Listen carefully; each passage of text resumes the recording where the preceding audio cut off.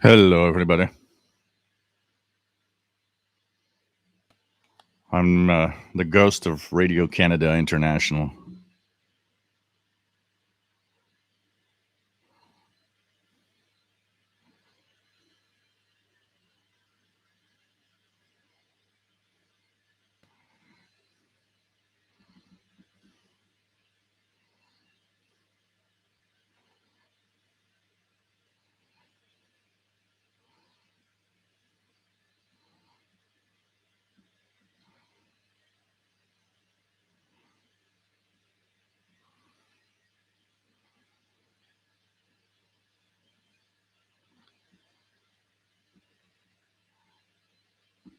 So this is a costume. You know what happens when you go to 2D stores and you notice that even though Halloween's tomorrow, they have replaced everything Halloween to everything that is Christmas suddenly.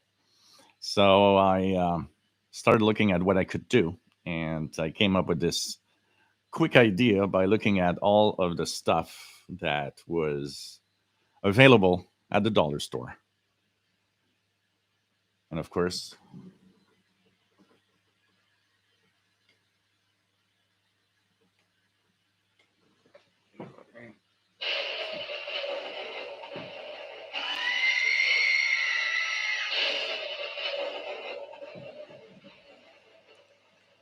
wouldn't be complete with a little without a little screaming. So hey everybody. Hope that you will enjoy today's show. And I have a beer today, so cheers.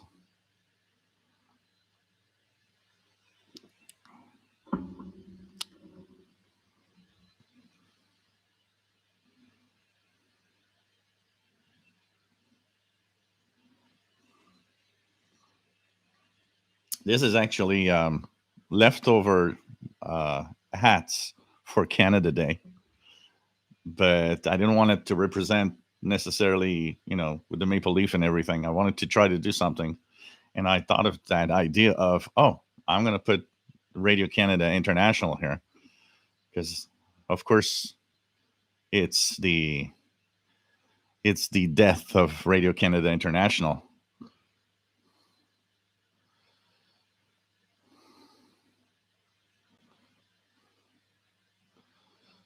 So here we go. I think we can start.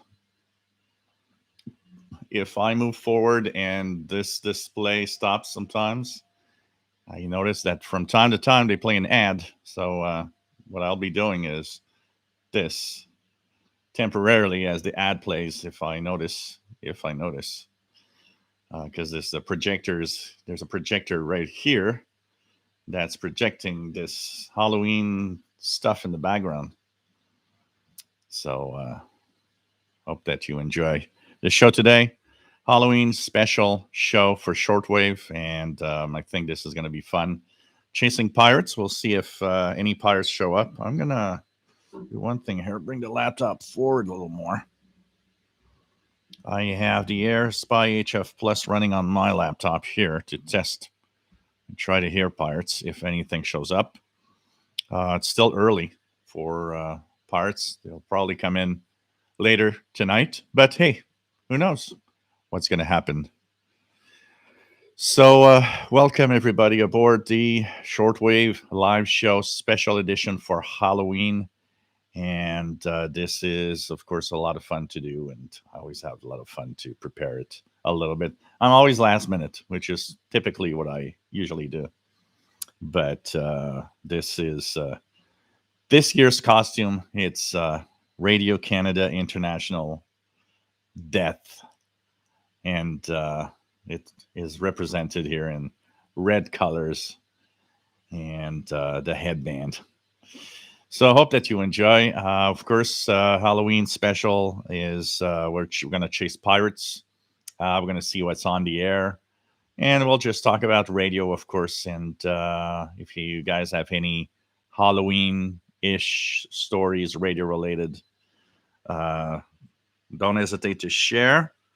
I will be checking out the email. if anything's out there for email. Here we go. There we go. And hope that everybody will enjoy to the show today for Halloween. So my name is Gilles. I'm located in Montreal, Quebec, Canada, northeast part of North America, and we are, of course, talking about radio waves, shortwave radio waves from far away, listening to distant signals, and having a lot of fun to share with everybody and have um, a lot of people sharing the Halloween night of pirates that will be possibly tonight and tomorrow. So pretty cool. Shannon Harvey logged the Greenland. That's not something we don't hear a lot. So Sheldon, I've got the this is Radio Canada International's death representation for Halloween. I thought it'd be perfect, especially with what they're doing, just making it worse. So my name is Gilles, located in Montreal, Quebec, Canada, northeast part of North America. We are here to listen to the radio, and of course, there's a beautiful chat room that you can join if you have a Gmail account. You can join in, and there's an amazing, great gang of people that is here, and of course, that is always the case. Wonderful people that help each other at radio and just have fun. And of course, there's a Facebook group named the official SWL channel, same name as the channel here. When the party is over, well, people continue having their fun with all of this and continue just sharing and asking questions and, just a great gang of people, a great gang of radio geeks having fun and hopefully continuing to have fun as they listen to the radio and all of that. It's the CQ Worldwide SSB contest. There's a lot of activity. I was looking just now at the 20-meter band, which is jam packed with signals. 15 meters also was open, and there's a little bit of activity on 10 meters. I'm surprised there's not more. While we do the show, something could be happening. So the X1 flare and the several M flares that actually erupted on the sun on Thursday, some forecasters are saying that within the next few hours, the coronal mass ejection from the solar flare might actually be reaching the Earth. And that will have an effect if it's a strong geomagnetic storm. Look at your radio's waterfall if you have an SDR, because you might see signals suddenly disappear and fade out for some reason. If you're listening to the radio, listening to your favorite station, if we were listening to Pirates and suddenly it goes berserk, not impossible. Apparently, they are predicting that within the next 6 hours or so, G3 class geomagnetic storm at least, which means that possible auroras visible in the northern states of the United States, in Canada, northern Europe. So when the sky gets dark where you are, keep an eye open for that, because it could be a pretty good display tonight, as the solar wind will be reaching our area. So that's also something that could happen while we actually are doing the show. And I got to tell you, you never know. You never know what's going to happen. So welcome aboard, Bobby Burgess, WA5107 SWL in Morgan City, Louisiana. Matt, nice to have you here. MDK2 in Denver, Colorado. 74 Fahrenheit, but may get snow tomorrow. That's like here. It's Same type of weather. It could be warm one day and snow the next day. We have, I've seen in the forecast, chances of a few flurries Wednesday or Thursday. It's going to get real cool. Temperature time will barely be in the lower 40s. Archer's Alleycrafter's Kitchen, nice to have you on board. MLA 30 and radios are ready to catch pirates. Nick Amendot, nice to have you here from Romania. Michael, nice to have you on board. Assuming that Geostorm doesn't get hit here first, as that is possible. According to Space Weather, there's one of the models that they use to predict was saying that it could hit as early as 18 hours UT today. Obviously, when I look at the bands, nothing really is happening right now. So we're gonna notice with an X flare. The coronal mass ejection will really create a big punch in the geomagnetic field, and we're going to immediately see the difference on the bands when that happens. And chances are it could happen while we are doing the show. So spooky auroras possible. Canadian Radio TV guy, nice to have you on board. What do we have? Artist Out of Crafter's Kitchen. I have little doubt I'll be able to hear some, if not all Paris tonight. Who knows? Who knows? We'll see. Richard, nice to have you on board from Albany, New York. Says he loves his MLA 30 and ATS 25. And while I'm at it, make sure that I'll check email. Through email, we have Richard Lemke. That is in St. Albert. It says 2 Celsius today, sunny and cool. So nice to have you on board, my friend. And you heard Voice of Vietnam on 11885 in English at 19 UT. So that's pretty cool. And he had some QRM from 11880. So spending most time indoors listening to shortwave. That's usually what happens when it gets cooler, and like we're gonna get a lot of rain here. It's supposed to start like tonight and tomorrow. Unfortunately, I'm crossing my fingers that at least the rain could stop before the children start trick-or-treating tomorrow, because that's kind of sad to see that it's gonna be raining. So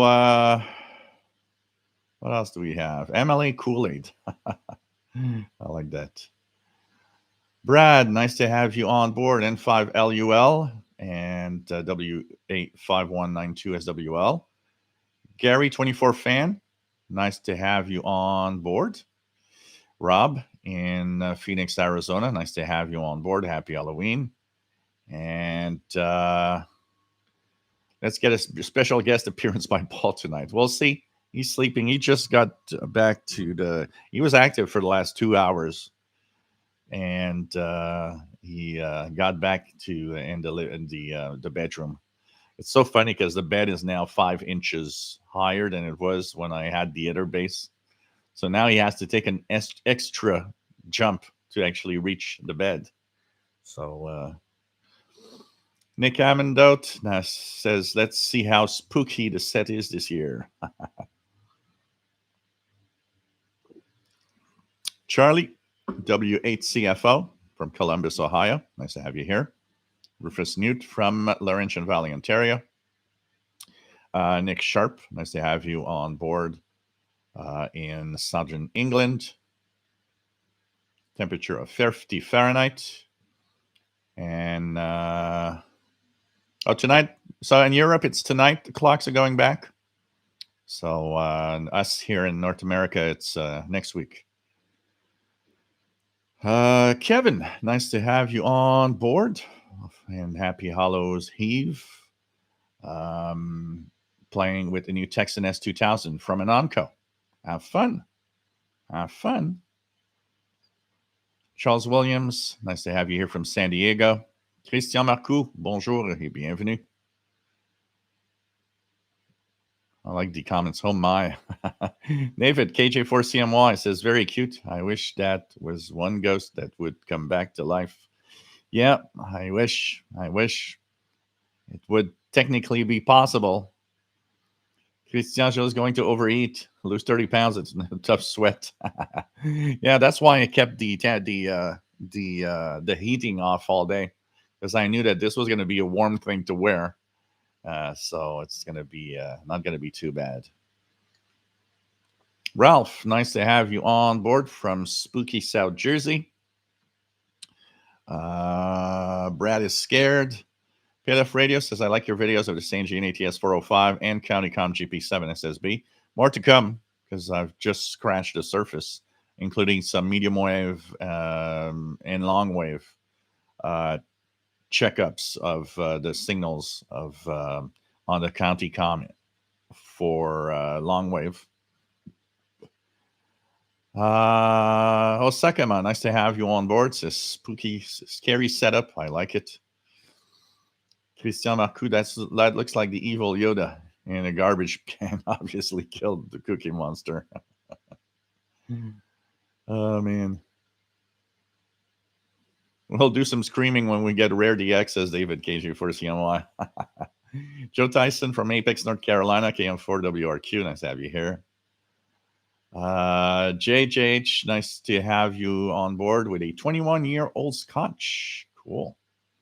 Nice to have you here. Cygnus Rider, nice to have you on board from Rochester, New York. Nice to have you here, Joe.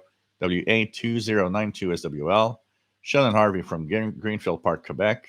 John Beckham, happy Halloween. Nice to have you here from Northeast Florida. So, yep, CQ Worldwide Ham Contest is really filling up the ham bains. A lot of stuff. It makes me use the those sheets that I printed from your template, Sheldon, to check out what countries and states that I'm going to be hearing on the bands. Didn't have a lot of time to listen today because I had too many things to do, and then I had to prepare for the live show. But there was I did listen a little bit. I plan to listen. Tomorrow Sunday is going to be a mix of listening to ham radio operators and also listening to trying to get more pirates tomorrow. Brian Penny, nice to have you on board. He knows he's going to have nightmares tonight from Cape Cod, Massachusetts. Nice to have you here, Brian. Tom, WPE2QED. Nice to have you here from Hudson Valley, New York. Thank you, PLF Radio, for sharing the HF Underground website. That's where you will see any of the pirates that could pop up at any time. So that is going to be interesting to look at. I'll be keeping an eye, of course, here too on the activity here. If anything pops up, anything shows up, if anybody wants to also share and say, hey, apparently there's a pirate here or there, let us know. We'll be checking it out. Keegan, nice to have you here from Northwest Arkansas. Mark Drager, nice to have you on board from Oak Creek, Wisconsin, and happy Halloween. Nice to have you on board. And it's a Halloween birthday for Mark, so happy birthday.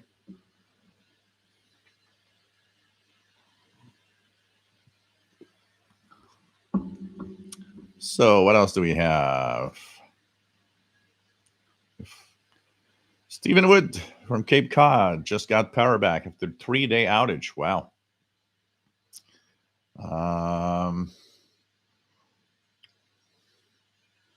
What else do we have? Let me just make sure I don't miss out on anybody. Eyebrower, nice to have you here from Northeast Arkansas. The Blind Picker, nice to have you here, Rob. Art Dodd, nice to have you on board. Happy Halloween. K2ADC in New Jersey. Cygnus Rider is saying to Richard that he's glad with the ATS 25. It is a nice little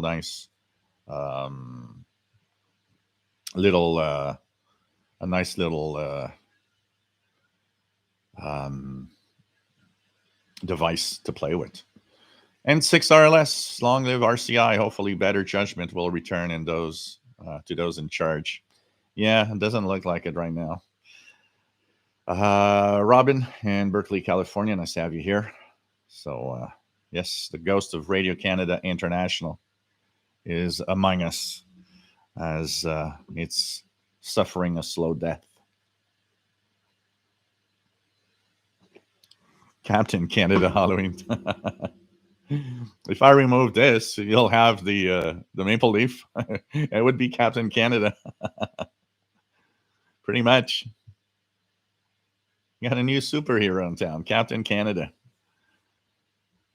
Bob, nice to have you on board. Jeff Williams, nice to have you here from Southwest Cornwall.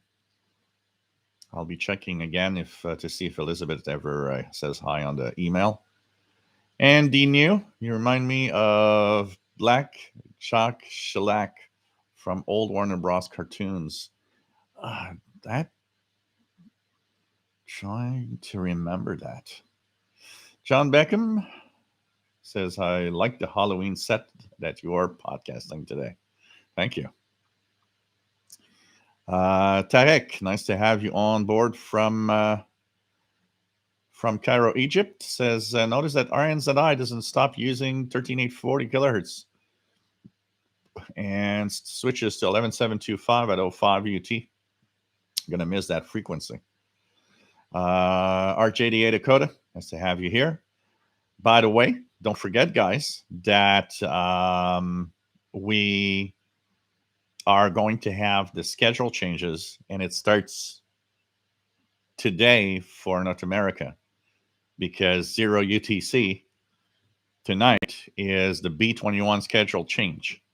So at 0 UTC tonight, most stations will be shifting on their frequencies already. So B21 schedules are officially starting at 0 UTC tonight. And of course, will be until the end of March. So it's going to be interesting to see what stations, what frequencies some are using. The surprises I like in the schedule changes is the surprises that we get of what station might be using a specific frequency that makes it really well to North America. Sometimes we have some really nice surprises. Last summer, obviously, the BBC had a nice surprise for us like that. Al says, Happy Halloween. And from Westport, Massachusetts, does Paul have a costume too? Well, I thought of taking a spray paint and painting him all in the black, but people told me it wasn't a good thing to do.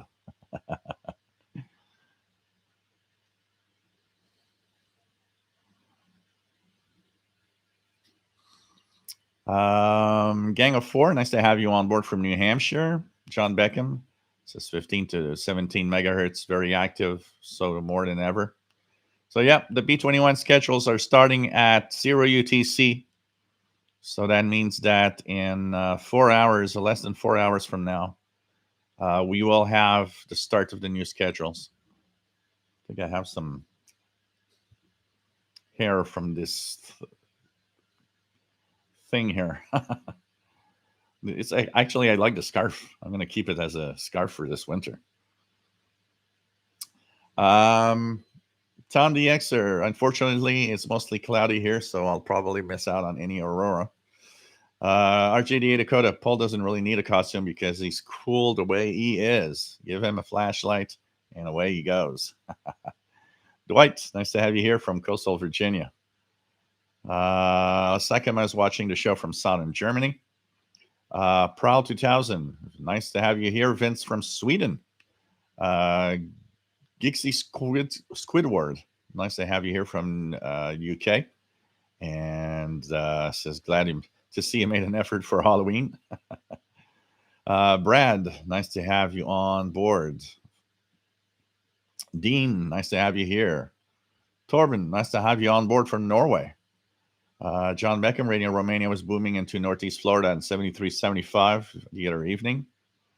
So I don't know if they're going to keep that frequency this winter. They're probably going to have one in the 6 megahertz range, that's for sure.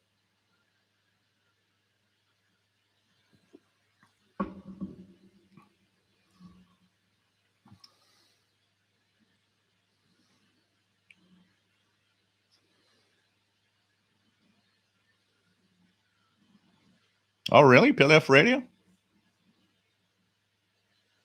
That is so dumb that people are disrespectful for any reason. I've never really. I've seen some. They I know that they want to have a very specific way of posting stuff, but really, I had some bad experience there. That is sad to hear.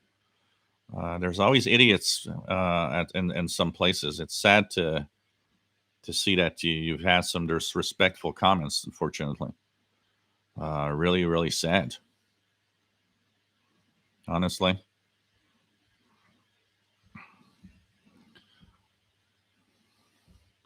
I don't post very often, but in general, it's been quite okay here.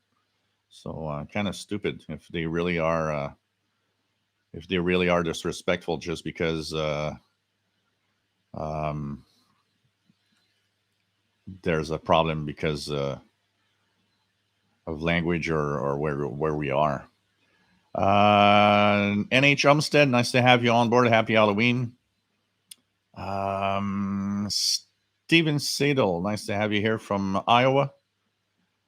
We have Northern Dawn, nice to have you on board. And asking, is anyone listening to the DX contest? Tristan, all the best from Newfoundland. A great evening for barbecue. Pork chops are almost done. Cool. Here, I think it started raining already. Nick Amendot says, yeah, clock's going back 1 hour tonight. So Europe is changing tonight. We will be changing 1 hour next week. So David in Barcelona, happy Halloween. Nice to have you on board from Spain. EA3IEK, EA4998URE. Jim's Radio Check, nice to have you on board. And I look like a licorice cowboy. Radio Pluggle, nice to have you here from England. We have Bob D says, thanks for the info, Joe. Just got my SWARL call sign, VE3088SWL. Cool. Simon Templar, nice to have you on board. Happy Halloween. WF7I Homebrew, happy Halloween. I'm working CQ Worldwide. Cool, on 15 and 1 MM. Cool. Maybe somebody will hear you. Happy Halloween from Bulgaria. Nice to have you on board, my friend from Bulgaria. TVDXer, salut, ça va bien? J'espère que tu vas bien toi aussi. Not very far from Montreal. Not very far from Montreal. What else do we have?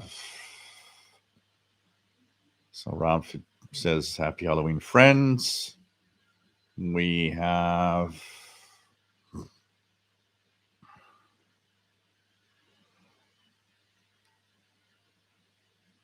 Okay, I'm going to check it out. Oh, yeah. Okay, yeah. Okay. Yeah. I remember. Seeing the picture now. Yeah. I do remember. Wow, that's, man, I haven't seen that in a long time. A long time. And 6RLS just heard the geomagnetic G3 storm warning announcement on WWV H since WWV, like 15 megahertz, nice clear signal now. Oh, Dan Rader has had his birthday on Halloween. Huh. Okay. John Ritson, nice to have you here. Good evening. 2E0JGR. Robert Prosper's got an old Zenith transoceanic radio that is too powered. Weirdly, it comes on by itself even when not plugged in. Plays a few seconds and then goes quiet, especially during electrical storms. Still some power in the capacitors, probably. Kind of weird.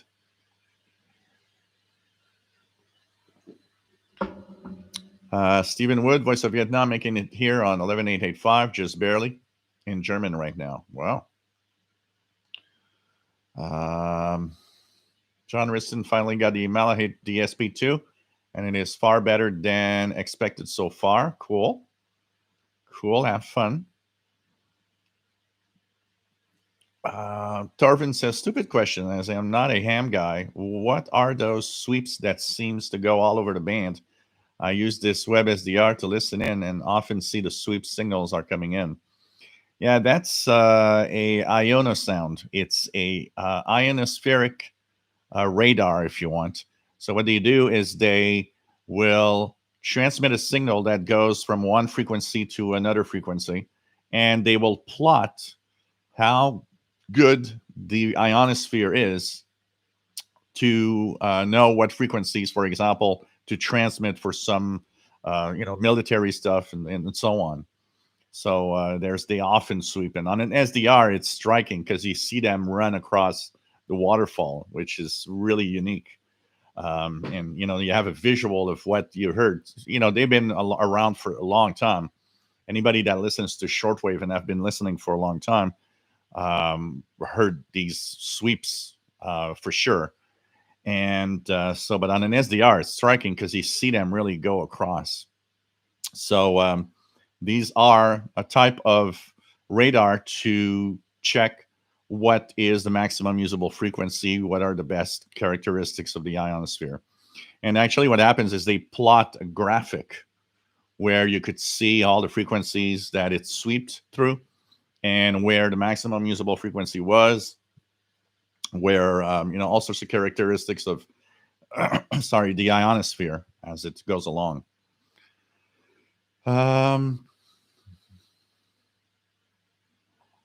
What else do we have?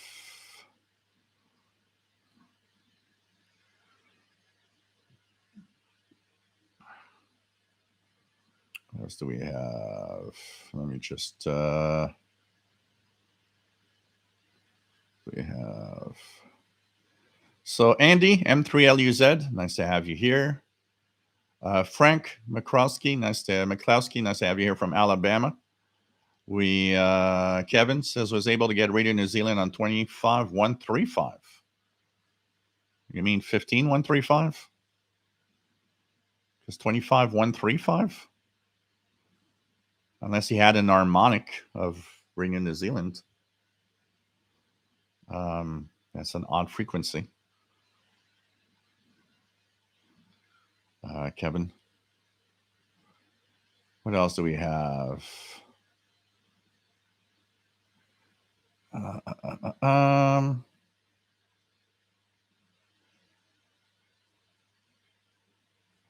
Yeah, I remember now from the Looney Tunes.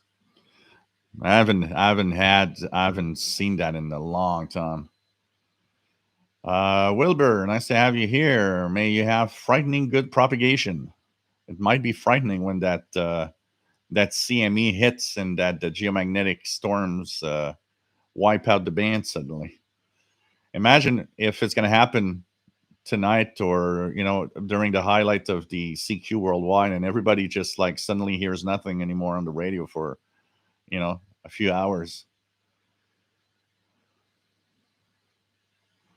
John Beckham, we shortwave listeners really know how to throw a Halloween party here with Jill as our masters of ceremonies. Pelef Radio says that degrading messages seemed like recorded messages and it was in different languages. I recognize French and Italian and other. Maybe it's some bots. Probably some bots. There's a lot of, eightful idiots that create these bots that are there just to troll and it's sad. It's sad to see.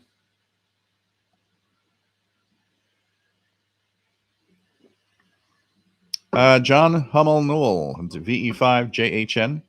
Happy Halloween. Nice to have you here.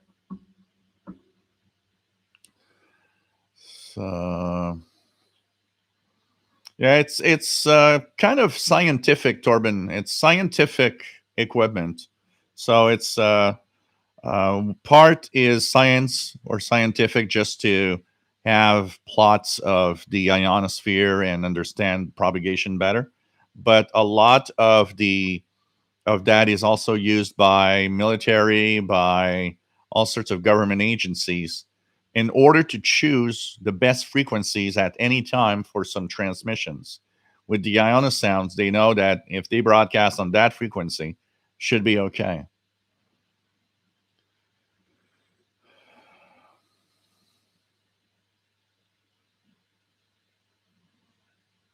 What else do we have?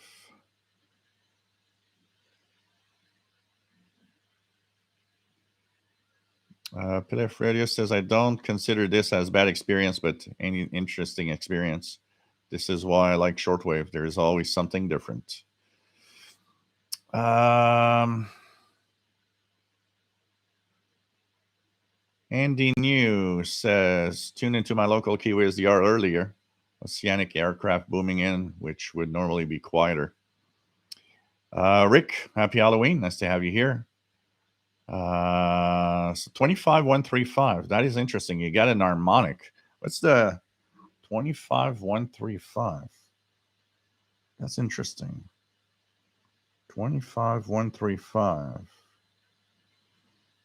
Some kind of harmonic. That is interesting. 25135. That is weird.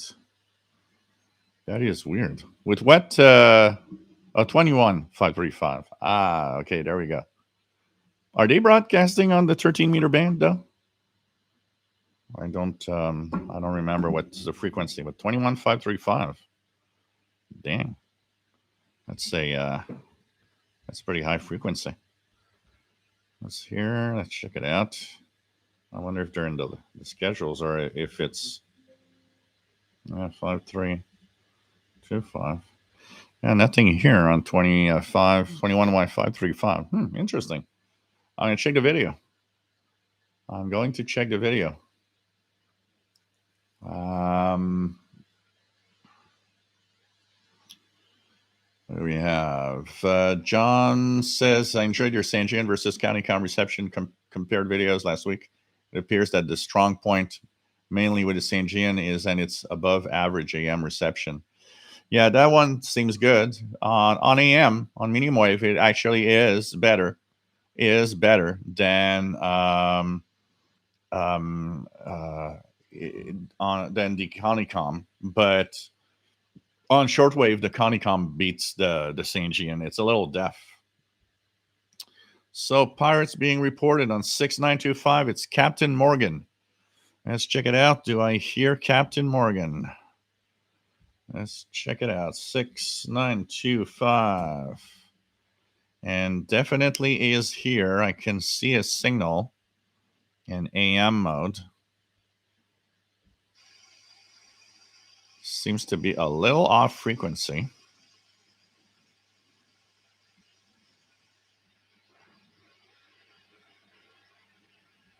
Yeah.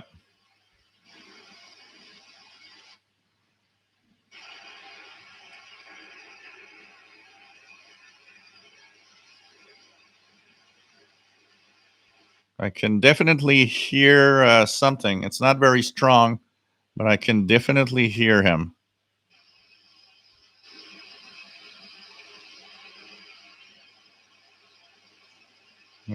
It's in the noise, a lot of noise, but definitely 6925, and it's apparently Captain Morgan.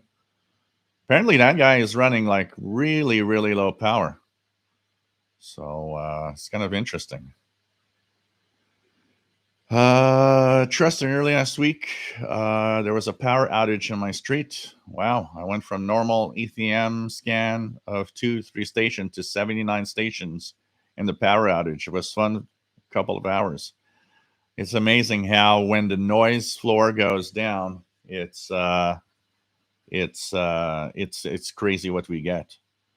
I just go to the park here, and I can't believe the amount of stations that I get that I barely get at home.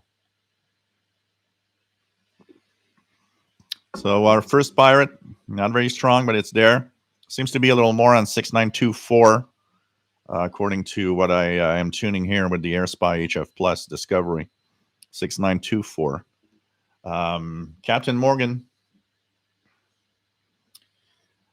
Nick Sharp says, I am finding a buzzer sound on my radio and on SDR in Europe and Northeast America. Can be this, what can this be on 6945? It splatters from 69 to 7,000 on the SDR. I don't see anything here on my radio, but it could be one of those wideband. They often have wideband radars, and that takes anywhere from 50 to 100 kilohertz of space. So it's possible it's some kind of wideband radar. Dog Soldier just got a DX394. Is it normal not to be able to find anything on shortwave with just the indoor aerial? It possibly is. If it's very noisy, if the electronics in your home, if the noise level is too high, it's possible that you might not be hearing much, and you might need to have try to put a few feet of wire outdoor if you can, and bring it in. Maybe you'll get more signals. But I would tell you that there are probably a lot of people that don't get anything indoors with their radio because there's just too much noise.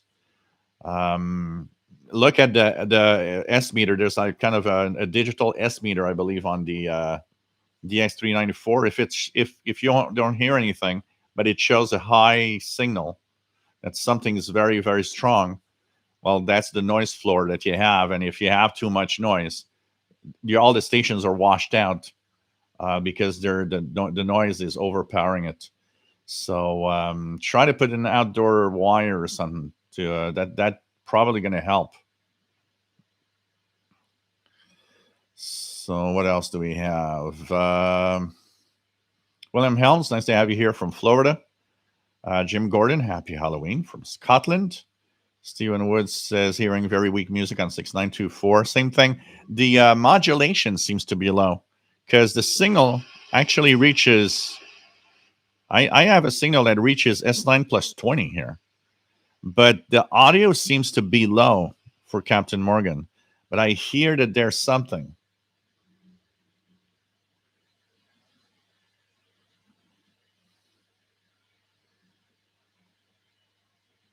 Peter Radio says I also reported Pirate Station on 6070 in the European section. Okay. Sean, 2E0XBT. Nice to have you on board. First time here. Saw the channel pop up and thought I'd say hi. Cool. Welcome aboard, my friend. Riley says I can see he's there, but too weak. Where it is. There's other Crafter's Kitchen. I've been playing and experimenting with sync detection on the Sony 2010 and Grundig Satellite 800. It can be useful at times, not the magic bullet that some make it to be. I never thought that feature was a killer feature. It like you say, it in some cases it might help, yes, but I never found when somebody when somebody tells me, oh, this is such an amazing feature that it needs to work and you need to have it, and Texan, I'm not buying a Texan because of that. It's like I don't, yeah, it'd be fun if it worked better, but I don't really need it.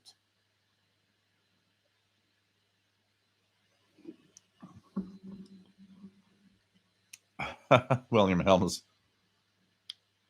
What else do we have? Saturated Fats. Nice to have you here from Grand Rapids, Michigan. Stephen Wood says Captain Morgan playing Adam's Family theme song, but heavy QRM, but improving. So it's probably Captain Morgan's Halloween show tonight, for sure. What else do we have?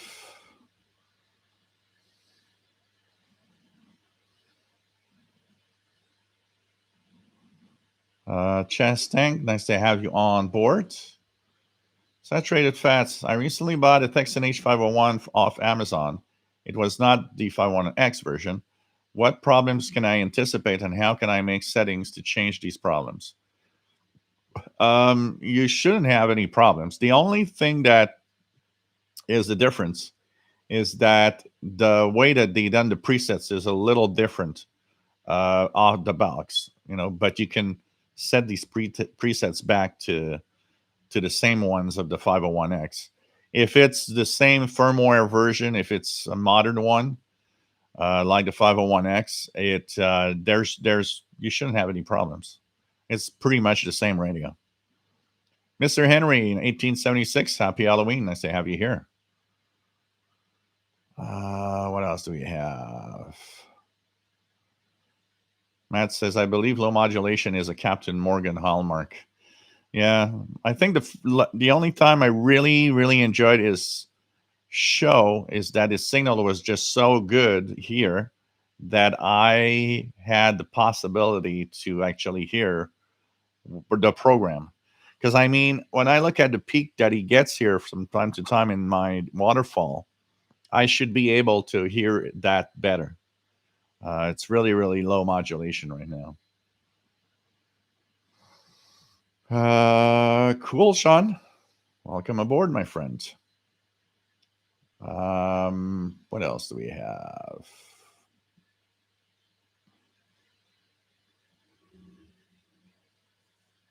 What else do we have?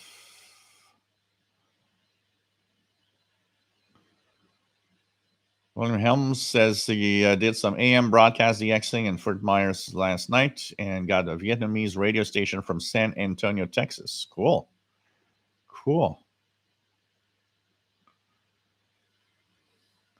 KX2U radio. Nice to have you here. How about you go through some of the weird frequencies? There are none now set up at the time when you can put up a live stream and tune them in so we can try and decipher them. Yeah, we're going to try to. Somebody asked me the other day if I could have if it would be possible for me to do a special live show decoding digital modes and showing my tips and tricks on how I do it. So I am going to prepare this for the next few weeks.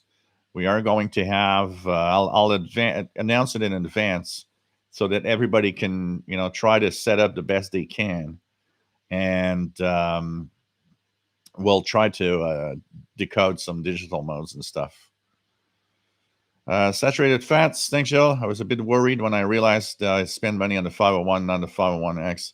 Yeah, no. If you have, if it's one of the modern ones that has the latest firmware, same radio.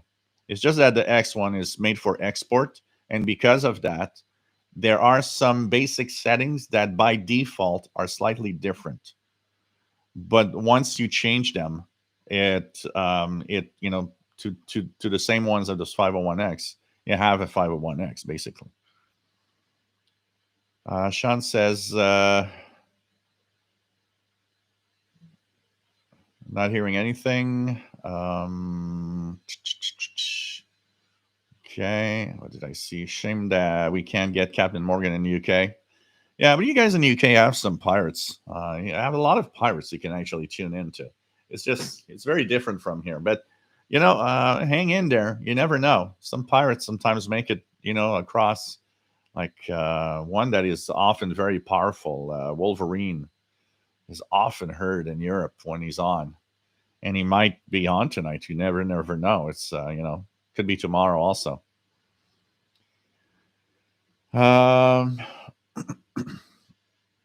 Zen Pharaoh's got Peru back, but back in the day in the 70s. Yeah.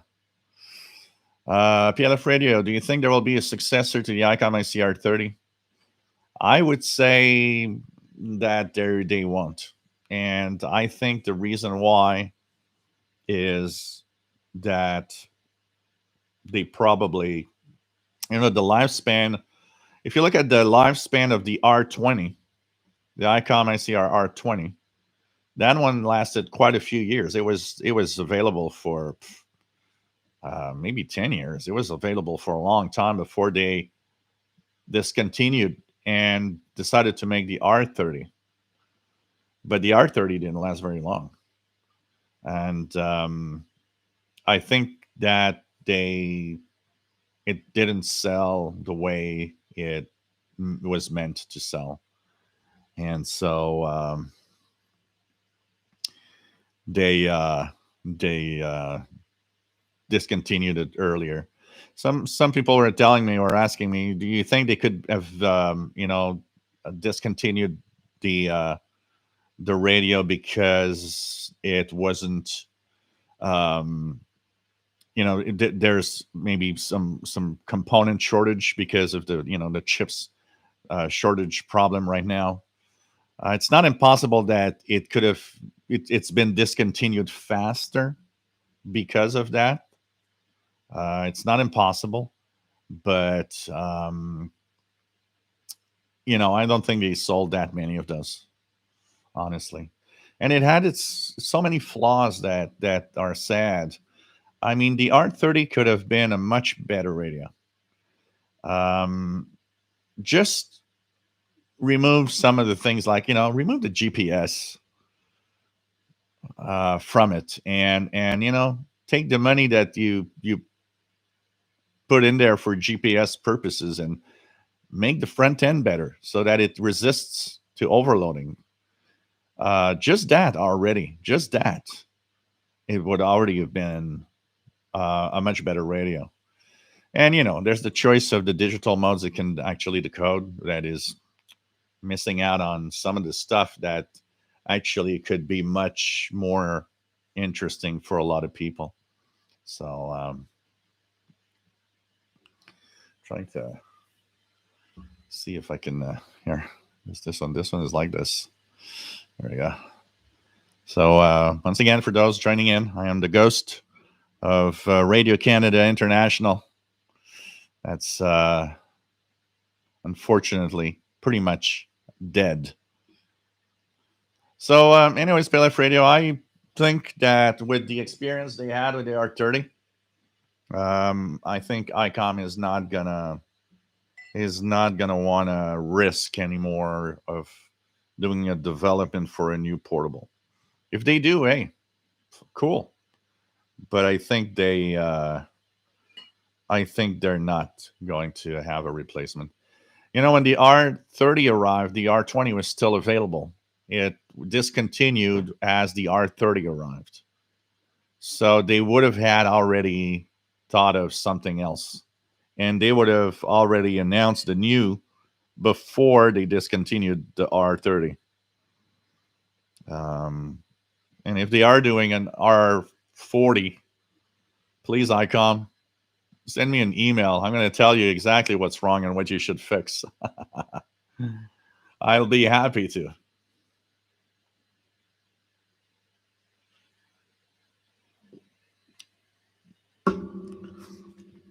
Okay. What else do we have?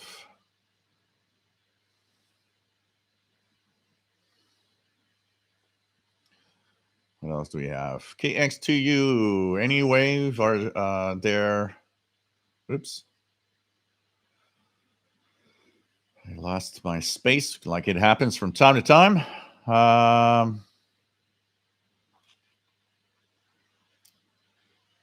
Okay. There are a few spy frequencies out there. Oh yeah, there's not just a few. There's quite a lot of them. If you go to Preom websites. Sean2E0XBT says using 130 feet of wire for short listening at my station and several radios. Cool. You should be, if you don't have a lot of noise. So my costume is the death of Radio Canada International saturated fats. That's the spooky Canadian side of radio. So here's beer.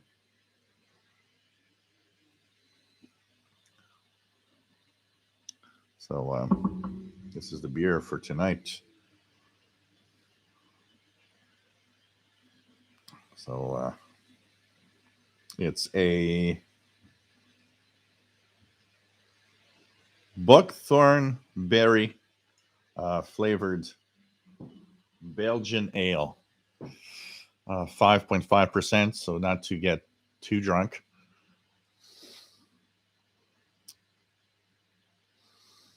John Beckham's favorite classic Halloween song of all time is the Monster Mash from Bobby Boris Pickett. Wish we could play it on the show sometime, maybe. Yeah, if I do that, I'll have a copyright strike on my channel. Unfortunately, it's impossible to do.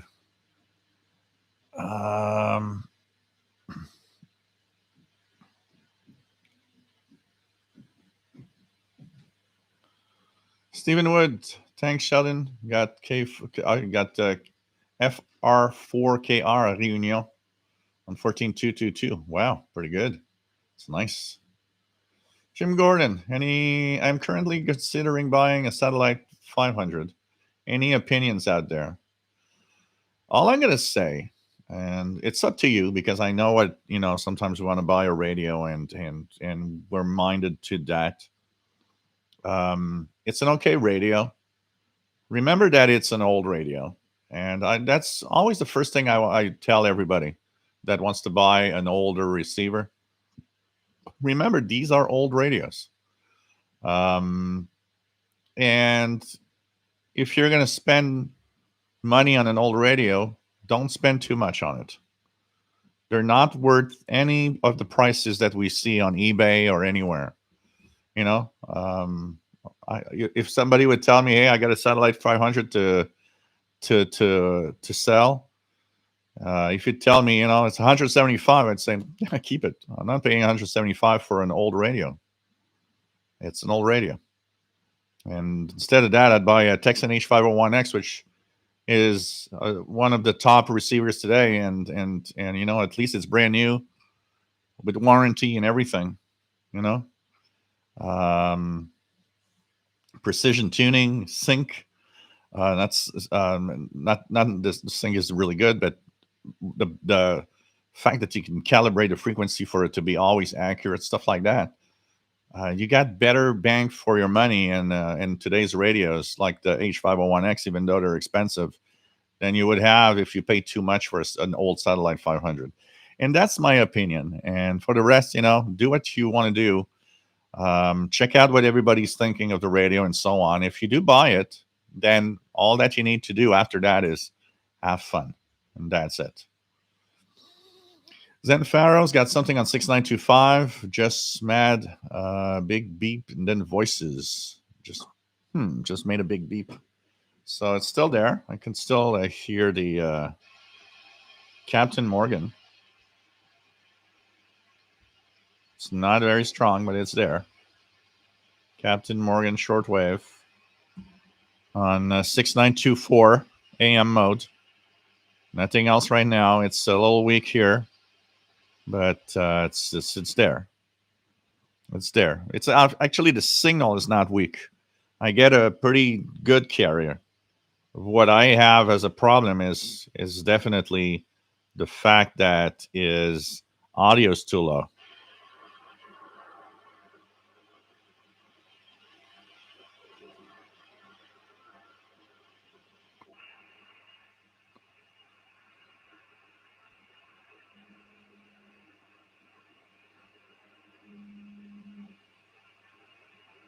He's definitely on 6924. I've narrowed the filter here. Makes it a little better, but still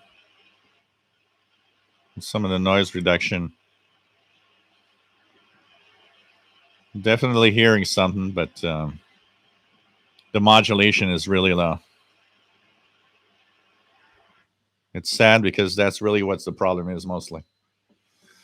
The UK has a lot of Dutch pirates. Yeah, a lot of Dutch pirates on the air, like almost 24 hours. Well, second, after using my Kenwood R5000 for a while, about 2 hours in, the display goes crazy on the fifth digit. and displays random numbers. Then I let it rest for 20 minutes and it works like normal again. Huh, interesting. Something's going going berserk on the radio.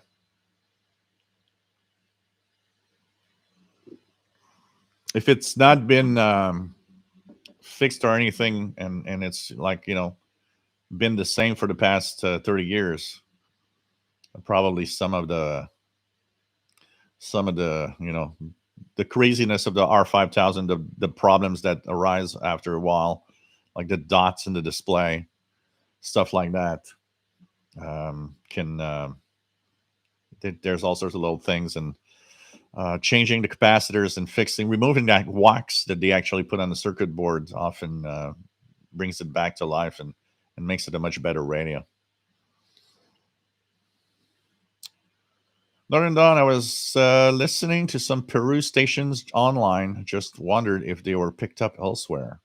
When you say online, an SDR, or because in South America there are quite a few stations from that are very low powered, but that are scattered across Peru.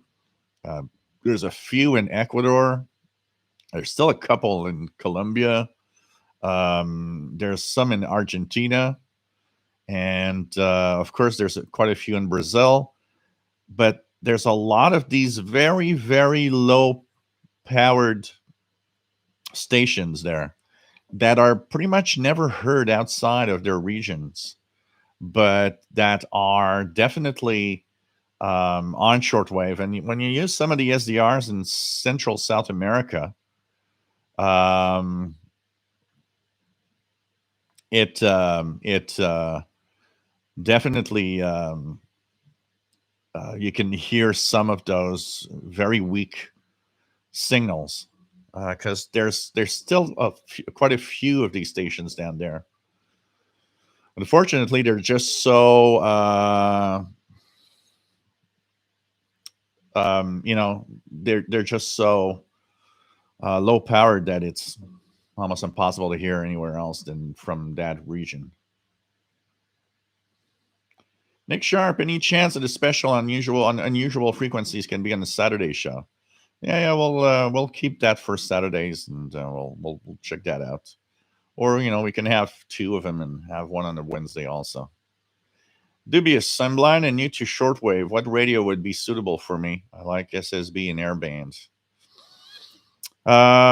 It all has to do with how well you can get along with a radio. Being blind means that you have to, you know, you'll have to learn the buttons, and kind of learn where is what on the radio. That's the first thing that is a problem. What if money isn't too a problem? There are some radios that actually, a lot of like older tabletop models have optional voice synthesizers. If you listen to shortwave, um, the ICOM SCR30 that I talked about it's overloads a lot on the VHF UHF range. But if you don't live in a place where there's too much of those signals, what is nice about it is it's a nice performer on shortwave, and it has built in a speech synthesizer, which tells you the frequency you punched in, the mode you actually are using, and so on. So you got some help there because you have that voice synthesizer that gives you frequencies. So there are radios like that you can use. It depends what you want, and it depends on how. It depends how you know how difficult you want it to be, because unfortunately, like we said in the last show, there's not too many radios that are truly adapted for disabled people, and there should be more. That's for sure.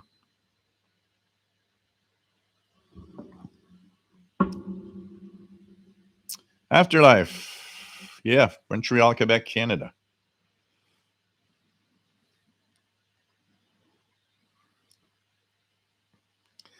Yeah, rest in peace, pretty much. Radio Canada International, which it's sad when you think about it. It's sad.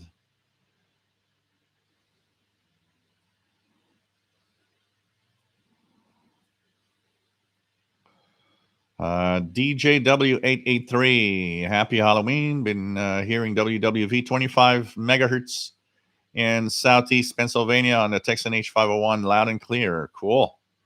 Cool. That is nice. We have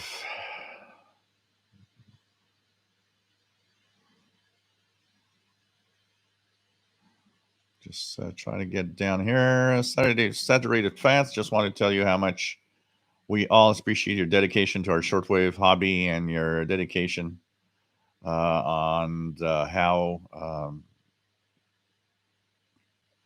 keep us all updated to advances in the radio hobby. Well, that's why this exists. Actually, it's meant to be. I'm meant to be here for that reason. The capability of of helping everybody else. So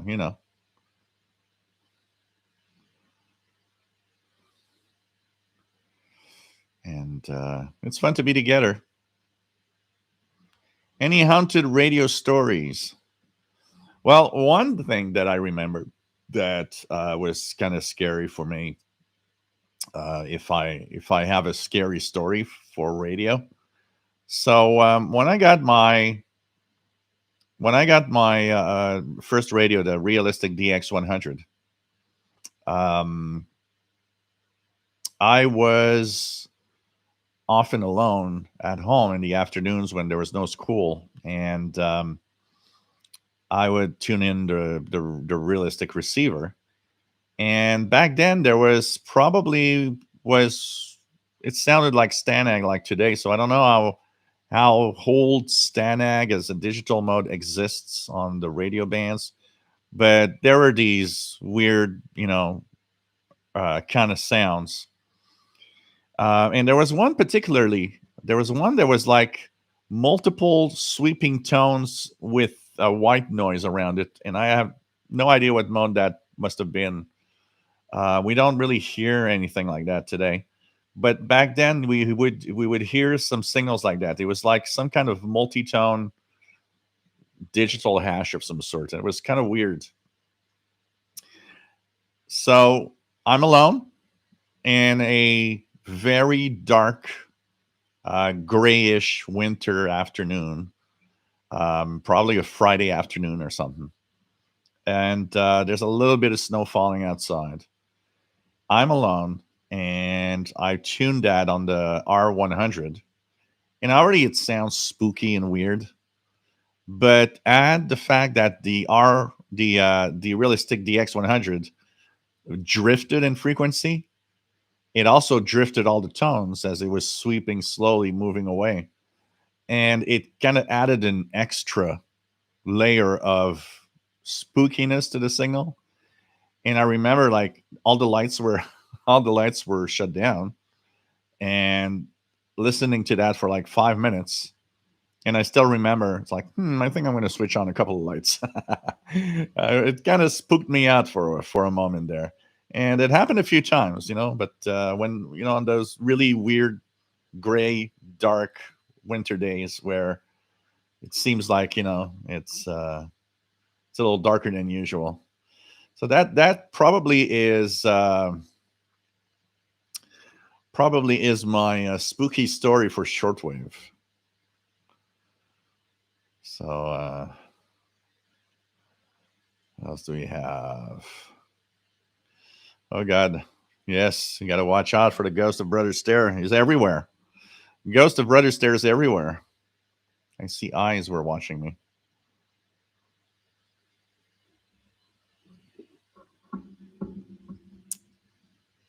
Jim Gordon says CBC did a superb classic creepy radio series, Nightfall.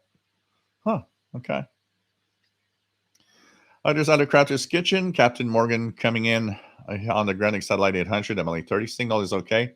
Modulation poor. Sync detect helps. Zen Pharaoh says you're correct. Buying an old radio makes little sense, but keeping an old radio is often sensible. Oh, yeah. Keep your old radios, that's for sure. PY0F from Fernando de Noronha. Where's that? PY0, where's that? 14195. Let's try it out. So Captain Morgan, if it's Captain Morgan, he's moved up to 6925 because now it's on 6925 here. So 14195. Let's check it out. 5.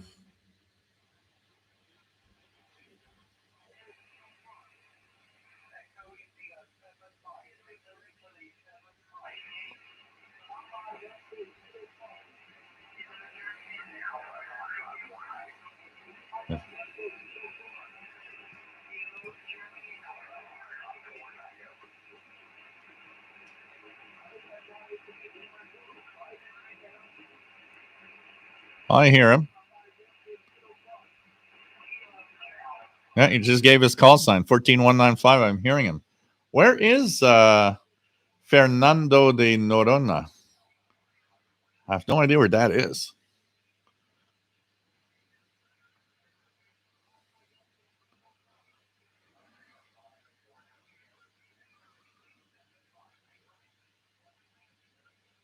Robert Prosper used radio prices on eBay are yet another bubble in our economy, along with other asset classes. Yeah.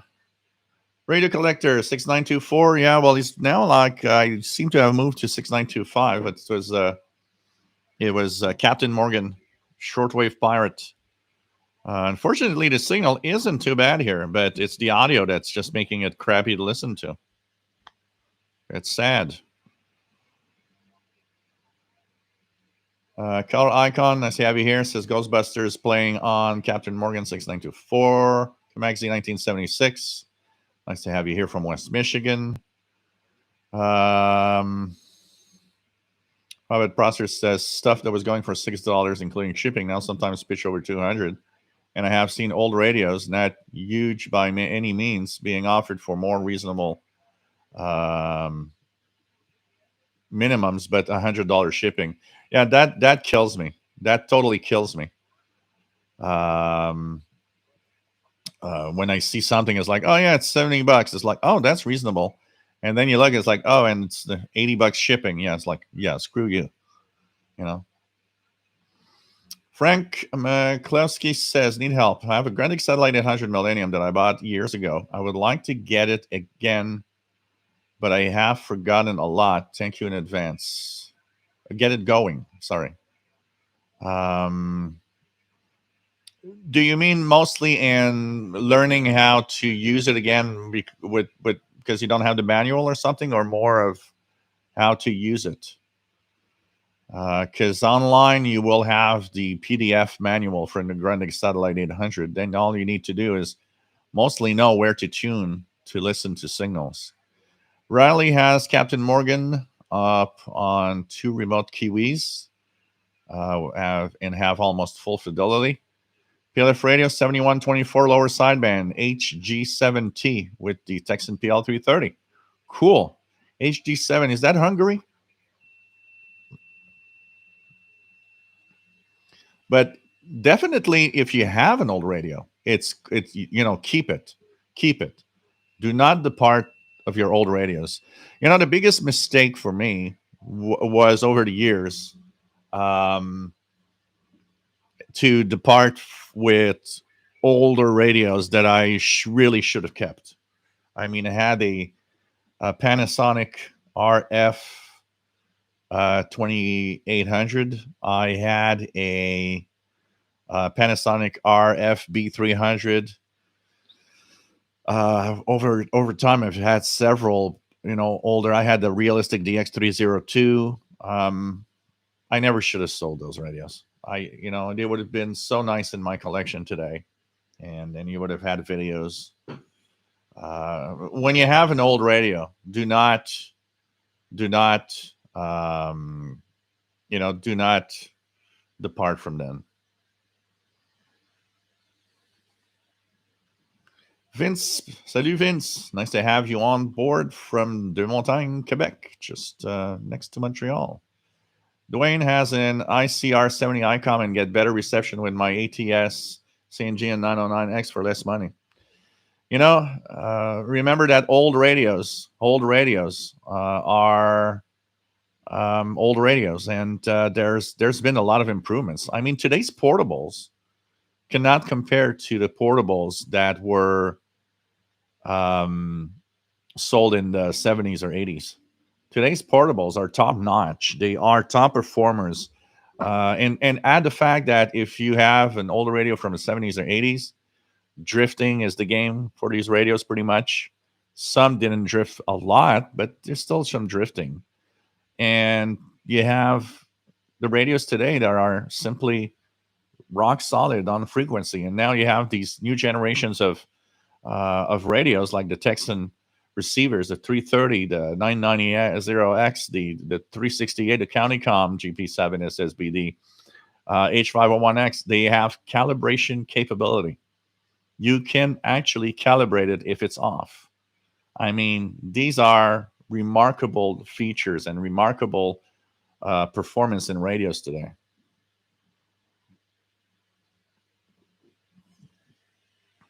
Algeria on 14166.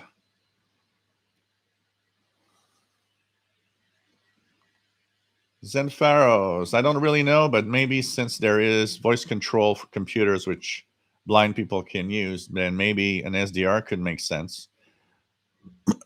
Yeah, okay, yeah, maybe. It's just that they're complex to use compared to a lot of radios. But then again, yeah, that's a suggestion. Yeah, I didn't think of that. But yeah, that's a possible suggestion. An SDR. John Beckham, are you familiar with the Texan BT389 MP stereo FM receiver with AM and shortwave and 2 speakers? I think that is the correct model. Thanks. I've seen it, but I do not really know how it performs or not, honestly. But I've seen it. I know what you're talking about. Looks interesting.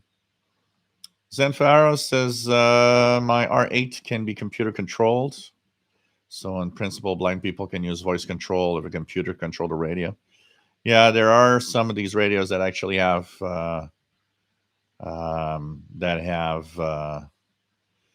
the possibility of being controlled by a computer also. Absolutely.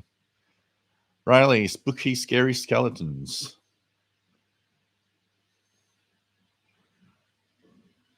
Bobby Burgess says CB lit like a Christmas tree. Yeah, there's a lot of activity, and I actually let my 980, my Burkhat 980 SSB on many afternoons this weekend. Wow, there's almost every afternoon there is some skip going on, and you see that it's not sporadic e-skip. It's really because of the higher solar flux, and so as the day progresses, you see that the signals get weaker, and as the sun sets, then it all stops.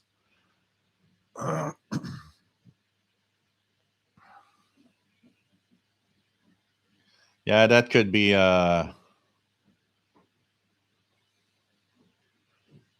suggestion of with old and kind of an old analog tuning for yeah.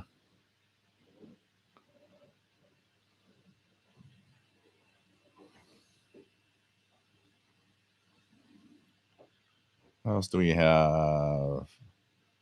Okay, it's off the coast of Brazil. I didn't know where that was. Fernando de Noronha. Okay. I was wondering what there was.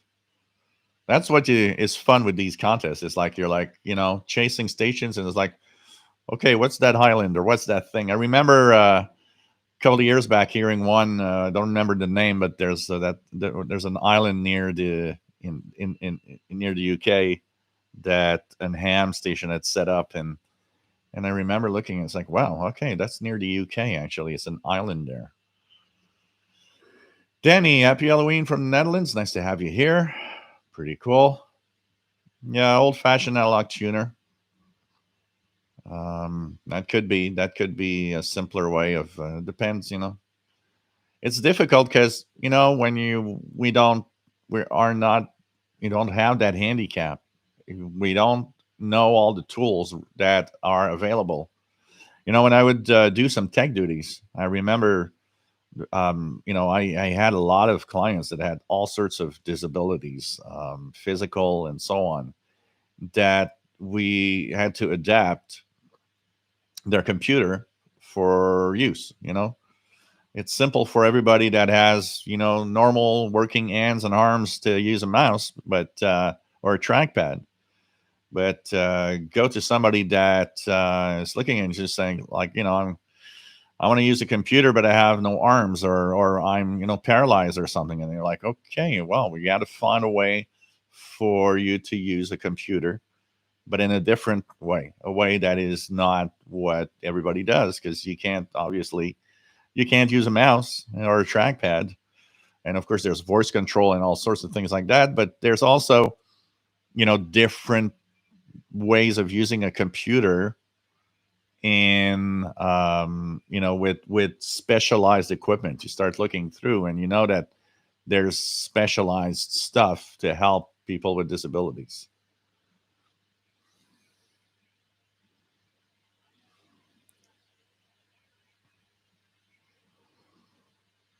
um what else do we have? We try to get back here. Jeff Antonio replaced the stock 19-inch whip on the PL330 with a 35-inch whip, which brings the radio alive on shortwave and FM. It doesn't nest nice and neat like the stock whip, but works the upgrade. Yeah, the negative part of the PL330 would be that the telescopic is a little short, for sure. So, Igor, nice to have you here from Russia. I am in Montreal, Quebec, Canada. Nice to have you on board, Maxim. Yes, through 2005, I saw a few reviews of the new Randy FCC inhaled CB radio recently. Is it possible to reach out long distances on a little rubber duck antenna when Skip is rolling in?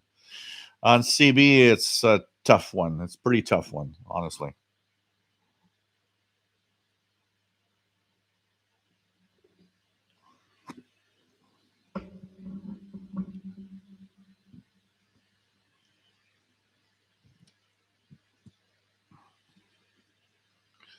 Dubious. You can either look at if you can find it at a decent price, an older radio. A lot of older radios have voice synthesizer capability. If you want to have something brand new, like I said, for shortwave plus air band, if you can fetch an ICOM ICR30, you have the ability of really, having the voice synthesizer already built in. So, even though it's an expensive receiver, it's maybe worth it. And but like we said, there you can, there's things called software-defined receivers that are in computers, and maybe that could work because you can voice control it probably, and use it with some of those software for controlling. So that could be interesting.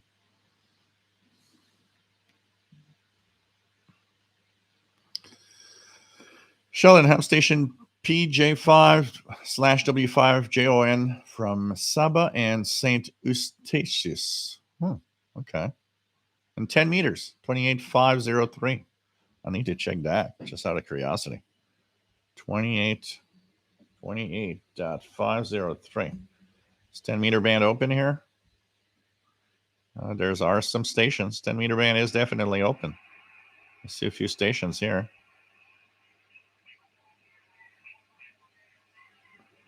A lot of South American stations, often on 10 meters, but there's definitely some 10 meter activity.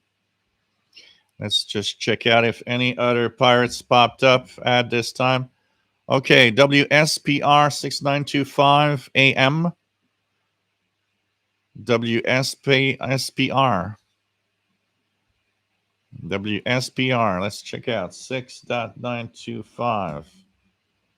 That's what I saw. It had moved. It's that new one. Yeah, I see it.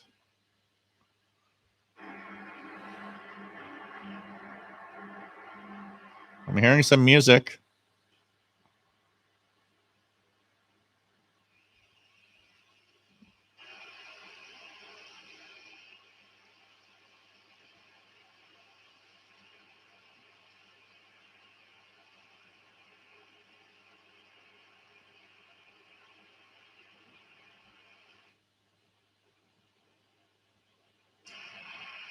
I'm hearing some music. 6925 kilohertz. WSBR Pirates.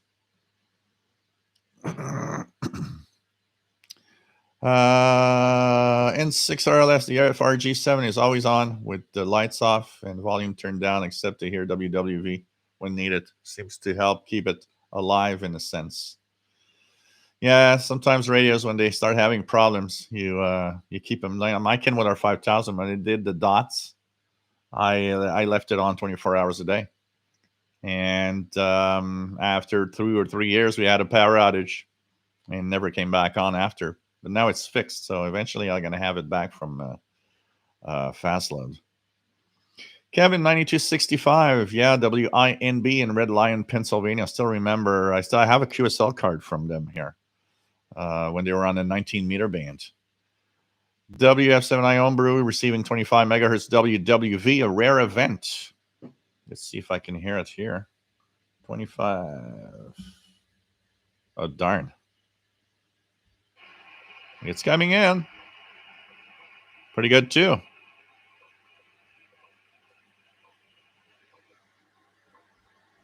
Look at that. WWV on 25 megahertz, guys. Coming in quite well. Quite well.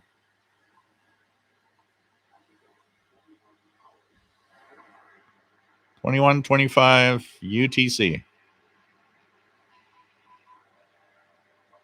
So that's 25 megahertz WWV, guys. It's coming in real strong here. Real strong. S9 plus 30 at times.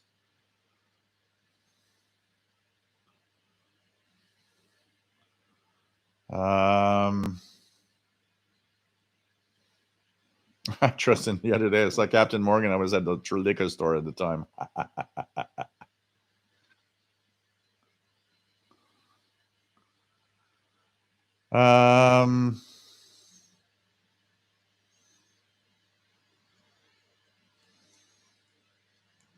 Artist out of Crafter's Kitchen. Captain Morgan needs Alan Wiener to help with the signal. Yeah, to blow up his transmitter. KW1161. Nice to have you on board from Tucson, Arizona. Roger Gibbs in the UK. Our British summertime ends tonight. Clocks go back an hour. Have to get used to it. Yep. Mike WDX50. Nice to have you on board from Northwest Arkansas. Lovely weather over there. Cool. PLF radio. Yeah, that's what I thought. HG7. I thought it was Hungary. A lot of the prefixes I know pretty much by heart. What else do we have? Randy still using his DX440. Perfect. Perfect.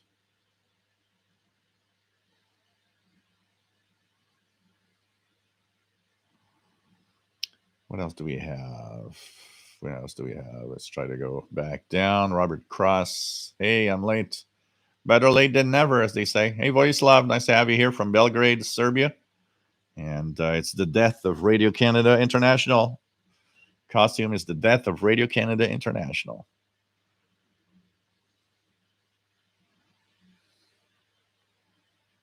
VT Radio, nice to have you here, Paul AA1SU in Vermont.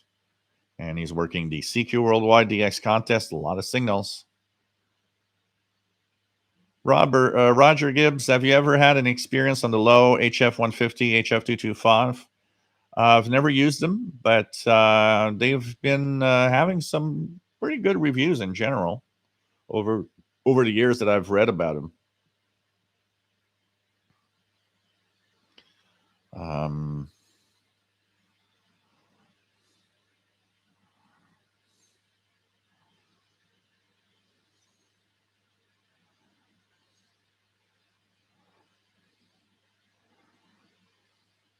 what else do we have? Matt says the F2 layer holding up at 9 megahertz. Been a very long time since I've seen that. Yeah, well, higher solar activity is definitely changing. Definitely changing. So, PLF radio sharing emergency frequencies for the current volcano eruption in the Canary Islands. Is it possible to receive vampires and ghosts on shortwave? Hey, anything is possible on shortwave. There's the Island of Man, but there's another one that, man, what was it? I'm trying to remember. Dan V, nice to have you. Dan, I already said that. Says, hey, Joel, is WBCQ and Maine still off the air, or did they run out of funds? No, I heard 9330 almost every week this week. Maybe it's either skipping over you or not making it. Zenfaros used to drool over the JRC NRD series back in the day, but because of the price, I have the R8, which I am totally happy with and using still. Yeah, that's pretty much also a choice I made, because when I got my Kenwood R5000, you had the NRD receivers, you had the what else did I drool on? There was the so there was the GRC, and I think the Drake was also more expensive than the Kenwood, and it all ended up being the Kenwood R5000 for me. Chris66, nice to have you here. Jim Gordon, Panasonic made some incredible shortwave radios. I have the RF B45 and B65, still favorites of mine. Yep, they had some really nice radios, definitely. Zen Farrows is hearing 9330. Jed Crafter, nice to have you here from rainy Maine. Ordered my Conicom GP7 as soon as it was available to buy. It's on the way. We'll probably sell my GP5 soon after receiving the GP7. You're going to be happy. It's a nice radio. My review is going to be posted possibly tomorrow, Sunday. I have a pretty good idea now. The only flaw that I can actually honestly say on the GP7 is the casing, when you squeeze it, does have an effect when you're listening to signals in single sideband. It kind of wobbles. But the medium wave and long wave is nice, but there are better radios out there that receive medium wave, long wave. Although, since medium wave and long wave have the external antenna jack, you can use bigger antennas and improve. But overall, it's a nice little radio.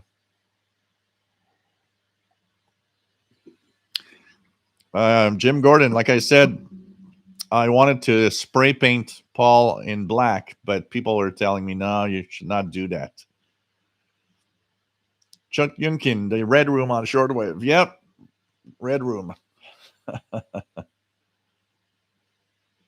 Chris, G7 VEO. Paul is, no, he wouldn't fit in the hat. Not with his big belly now. Richard Bidner, nice to have you here from North Texas. What do you know about the Panasonic B600 receiver? Not much. I know this. I know the three. I owned the B300, which was a pretty nice receiver, honestly. But it's. I don't know what to say on the B600. Look at online reviews, because there's probably a lot of them around where people talk about it. But they're definitely nice radios, though. Rob, the red lights are a nice touch. I like how you dress up the area for Halloween too. So it's part of the fun of Halloween, and don't forget, guys, there's also the possibility of having a little scary moment.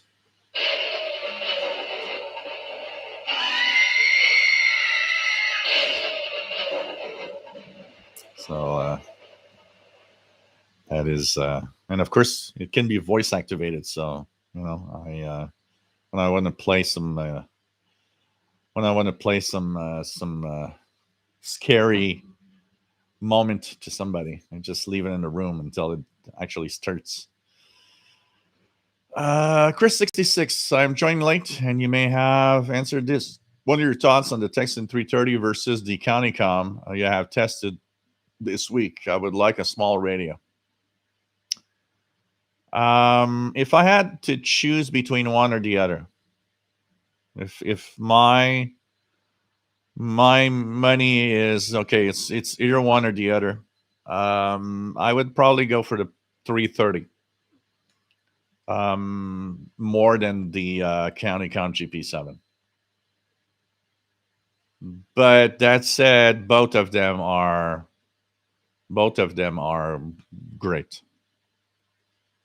It will, I'll probably say it comes down to what form factor do you want to have. You want to have that talkie style long form factor, or a little, rectangle radio like form factor. That would be the only most of why you would choose one over the other.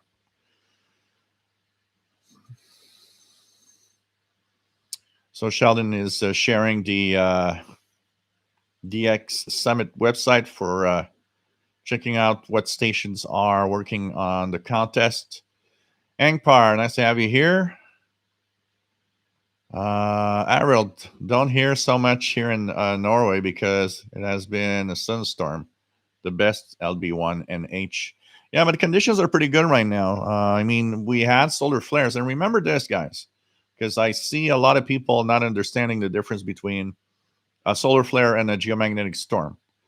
When a solar flare happens on the sun, the effect of a solar flare is very brief. And what I mean by brief is anywhere from just a few minutes to an hour or two, and that's it.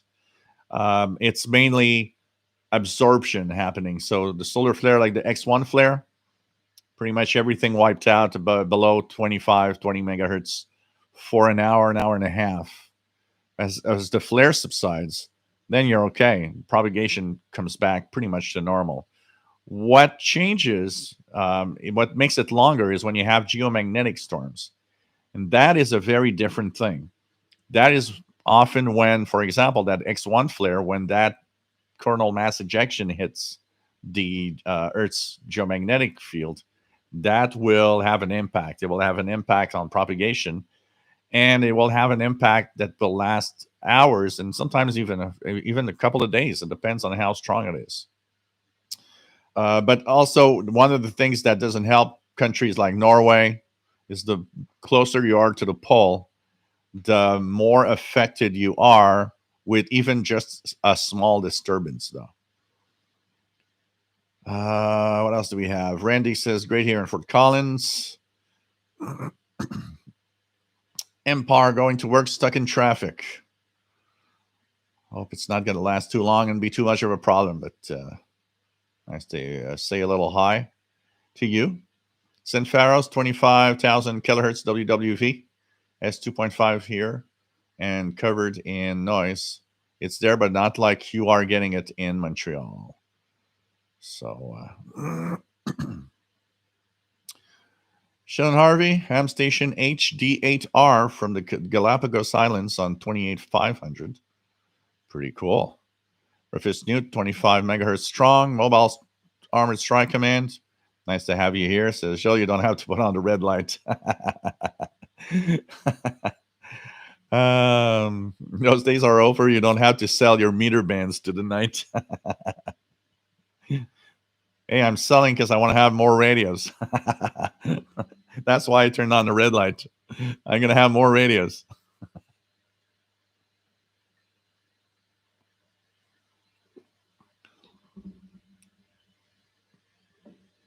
Blind picker, is there another blind guy on here? Yeah, we have a few. There was one earlier that was asking about radios. Actually, maybe you can also kind of help him out. Rob. John Beckham, WWV is coming in quite well on 25,000 kilohertz in Northeast Florida.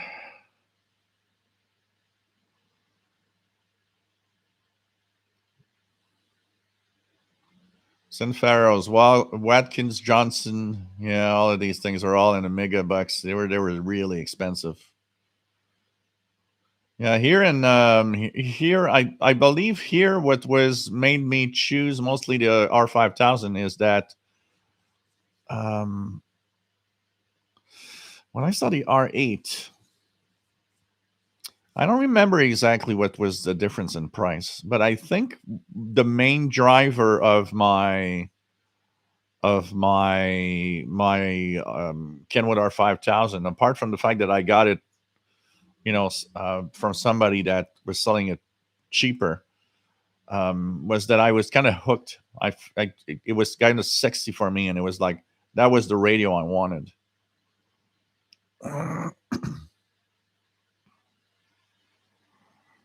Chastang, the coloring spray that washes out. Beam C bike. Do you have any interference from the display on the ATS 25? Nice to have you here from Switzerland. When using the telescopic, definitely it is a I do detect noise when I touch the screen. Absolutely. But when using an external antenna, it doesn't show. What's the costume? It's the Death of Radio Canada International, RCI.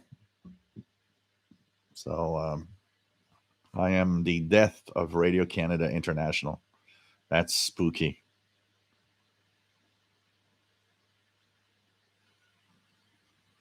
No, I would never spray anything on Paul. Don't worry about it. I would not. Glenn Zeckman, nice to have you on board from Tennessee.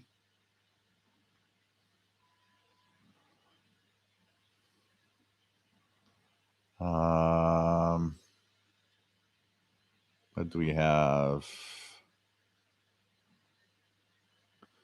Our JD8 Dakota, Paul is orange like a pumpkin and is cool the way he is. Absolutely. Saturated fats, Dixon 330 is great for a base radio. It's great for, it's an amazing radio. Sheldon Harvey, Pirate Radio Comedy Club International on 6925.2. Let's go and check that out. 6.925. Oh yeah, and that one has audio. Coming in. It's coming in. This one has stronger audio.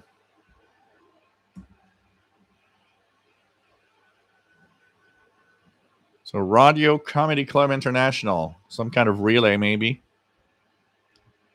definitely has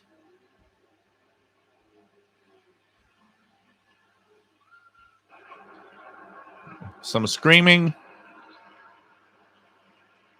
spooky sounds. Exactly what the spirit of Halloween is all about.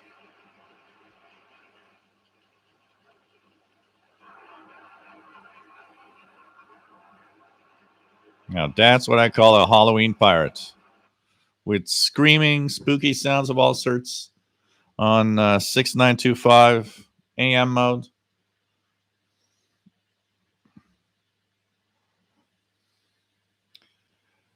RJD8 Dakota says 330 is neat radio. The form factor of the GP7 is very interesting. Yeah, depends what you're looking at. They're both really nice radios, that's for sure. Maxi 76, if we had another Carrington event today, we would go back to the Stone Age very quickly. Absolutely. We would see it live as I'm actually disappearing from the internet because of everything going down.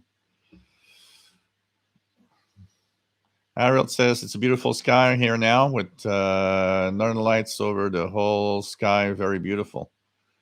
Let me check it out here. I want to see. Go and check out solarham.net. Solarham.net. as we are right now. Oh yeah, the northern lights are actually increasing. When I look at solarham.net and look at the forecast map, we can actually see that places like Norway are Norway, Sweden, Finland, and a chunk of the of northern Russia is definitely in the auroral zone right now. So current conditions, and that's at 20 through 1:30 UT, 15 minutes ago. We are in what is here in Aurora and sub-Aurora. Montreal is in the what we call sub-auroral zone. It's green, so it's quiet. Auroral zone, which starts roughly halfway up in the province of Quebec, is quiet also, but the polar regions are active right now. So polar regions are active. So this is going to be interesting to see. It's going to be interesting mostly to see, when the CME hits. There's definitely going to be something happening, for sure. I'm just going to do something here, guys. I'm just going to probably do a little something weird. There we go. It's just that I want to make sure that the video doesn't go out because it's a 2-hour video of spooky stuff. Jetcrafter, Radio Exterior España, 15520 at 2135 UT, booming in Maine. Mobile Armor Strike Command, geomagnetic storm is when the magnetosphere on the Earth caused by solar wind. TVDX, sir, you're making me laugh, Joe. It's good to be back after a brief hiatus. I haven't felt well for over a month, so I've been work and then sleep. Feel much better now. Cool, TVDX, sir. Nice to have you back, and hope that you're going to feel better. And 6RLS could not get WWV or even 20 megahertz in San Francisco Bay Area. In that area, it could be skipping over you, actually. St. Pharaoh's R8 was $950 US. When I got it, Kenwood R5000 was like $1,300 US. So you see, here in Canada, I remember that the R5000's price was $1,300 Canadian.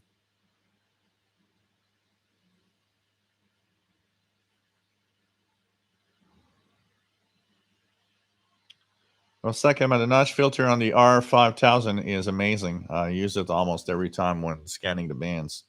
The only problem of the notch filter is it's dreadfully difficult to find sometimes, that tone.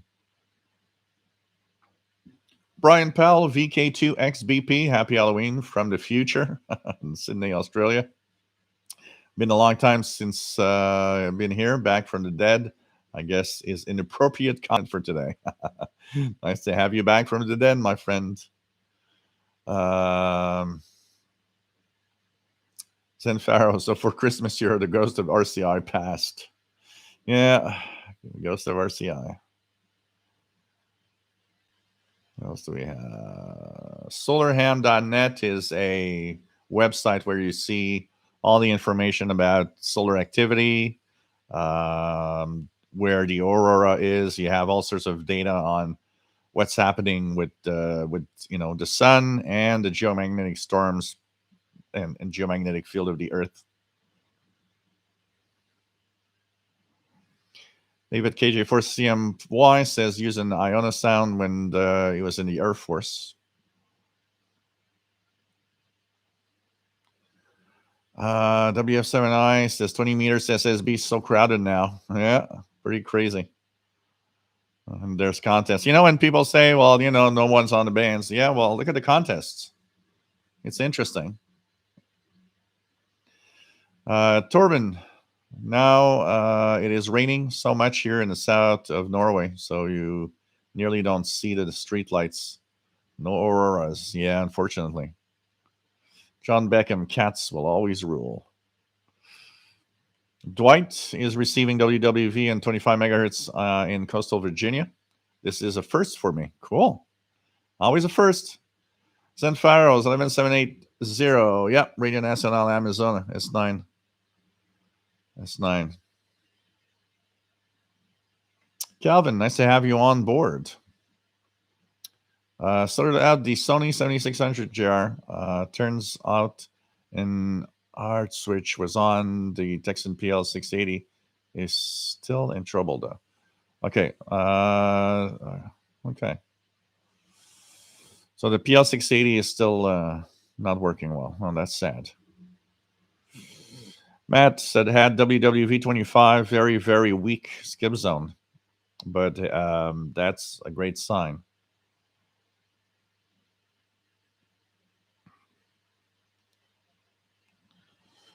Vehan Yazarian, happy Halloween. Where are you located, my friend? Rifleman 336, nice to have you on board from Southwest Ohio. Says somebody turned off the heat in your apartment. You look bundled.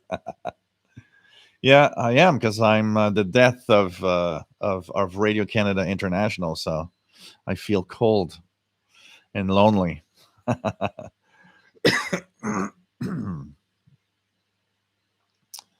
What else do we have? Ricardo, nice to have you on board. And says, wow, how cool you look tonight. Cool. With some scary animations in the background. Dave, 11610. Yeah, Madagascar, it's 11610. Gustavo Bernandez, nice to have you here from Venezuela. Happy Halloween. The attenuator switch was on. Yeah, that's something that you have to be careful sometimes. We wonder why a radio doesn't work. It's like, yeah, the attenuator's on or some switches in the proper position. And when you realize, you feel like a little dumb, but you're like, yeah, okay. Then again, it won't happen again because now you've been caught, you know.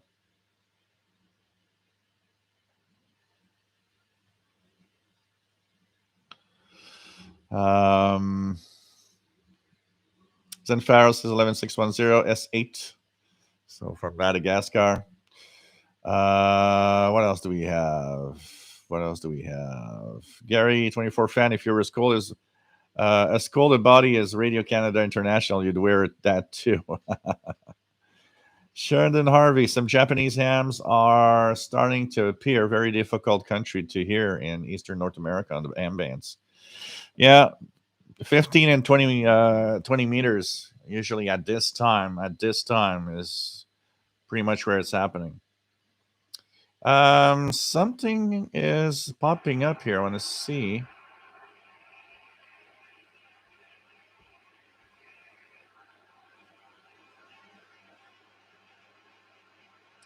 So there's a pirate on 6925, which is reported as Radio Comedy Club International.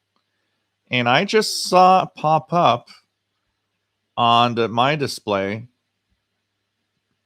a signal on 6940. There also apparently is a pirate in upper sideband on 6930. So I'm hearing 6925. I see 6940. And I see but I don't have anything on 6930 upper sideband. So some pirates slowly making it. So unID'd station 6930 kilohertz upper sideband.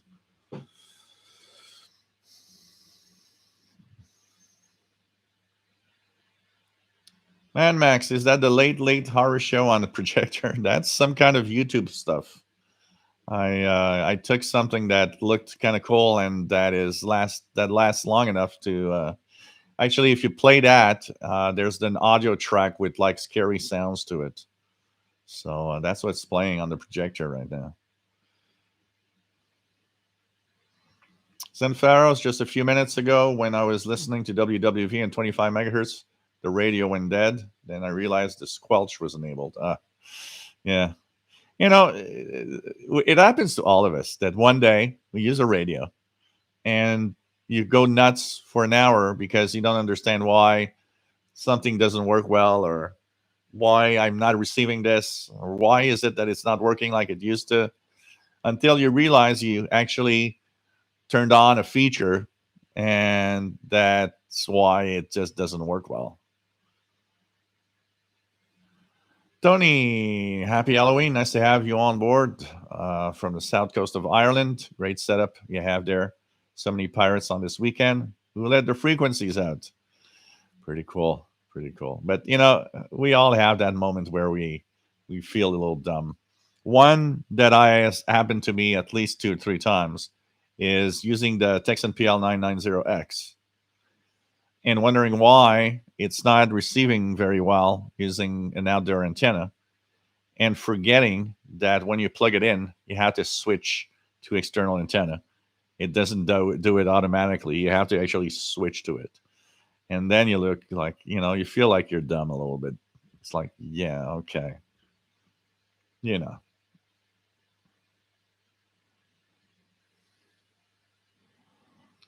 No, you're not the only one, Calvin. I can tell you that. It happens to all of us. It happens to all of us. I can tell you that. And it one day or another, and SDRs, with SDR Play and SDR Uno, sometimes like, why isn't it receiving this or doing that? Or I was like, yeah, okay.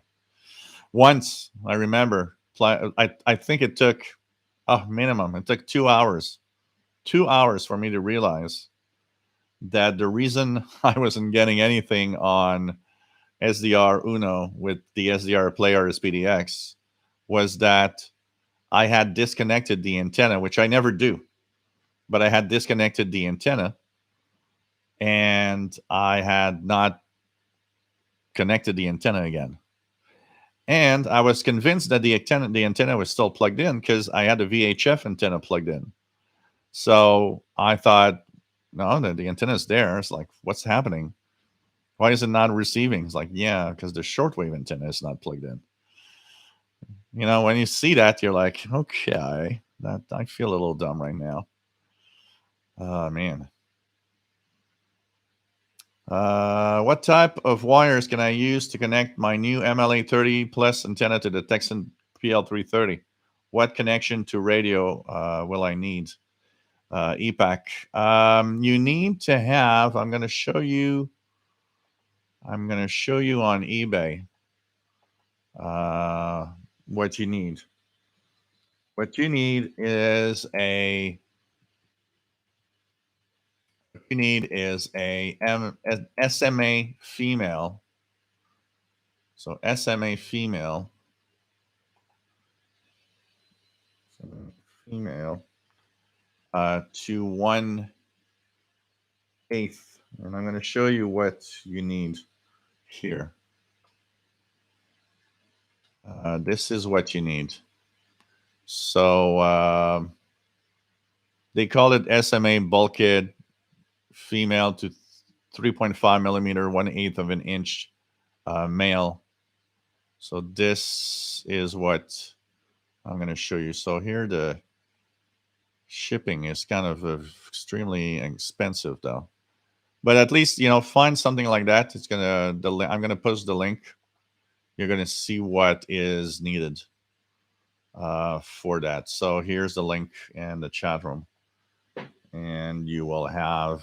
This is exactly the cable that you need in order to plug in the MLA 30 um, to that radio, the pre 30.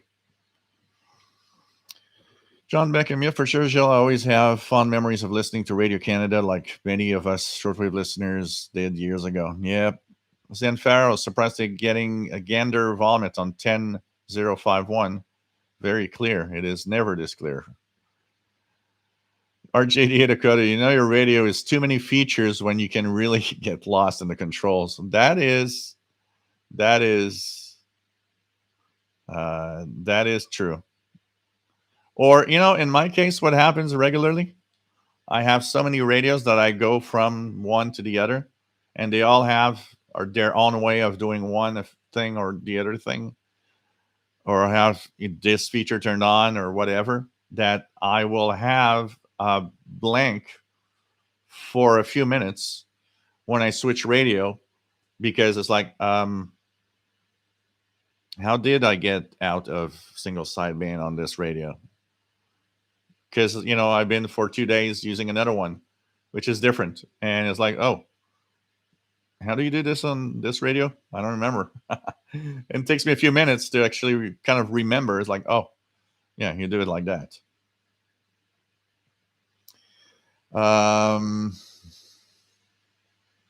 N6RLS November issue of QST has an article on propagation tools, including solarham.net and also great real near-time MUF site kc2g.com.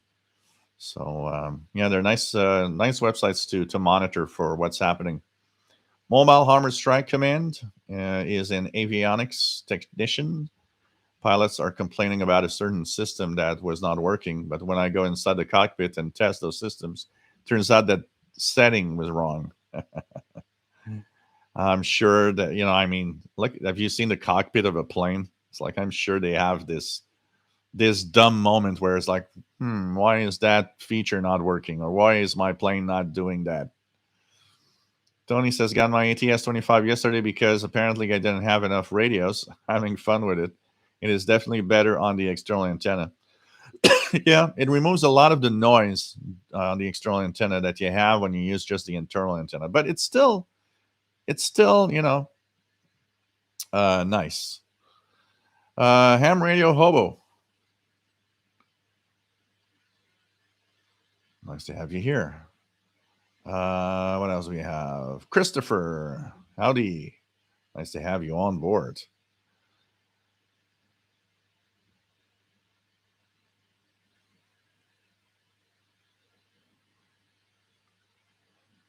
Calvin, what's the 990X like? Is it much better than the PL680, do you think? It's definitely a step up. You will definitely find it a better radio. You'll definitely find it a better radio also for tuning single sideband, because instead of a BFO wheel that you have to turn to match the voice, you're actually tuning a radio that has precision and frequency. And with frequency calibration and all, plus external antenna jack works very well for even the medium wave band. So it's something that you might find definitely interesting. It's definitely a better radio, and the audio is going to also give you a much better radio. Hey, Retro Man, nice to have you on board. PSK reporter for the FT8 stuff.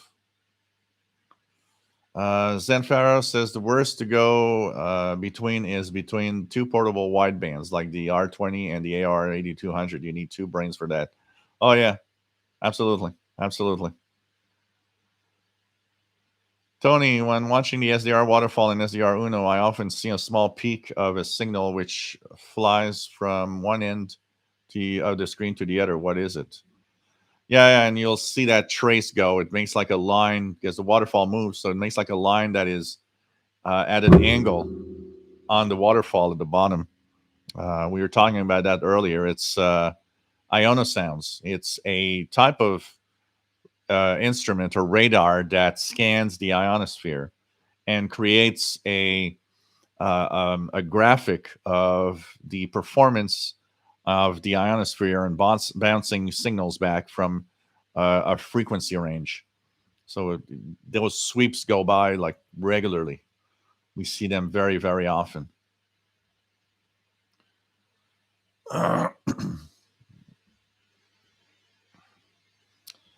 Tony, can any European pirates be heard in North America and vice versa? Yeah, yeah. There's definitely some European pirates that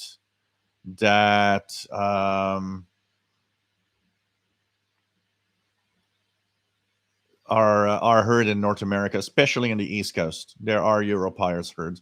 I heard quite a few over time.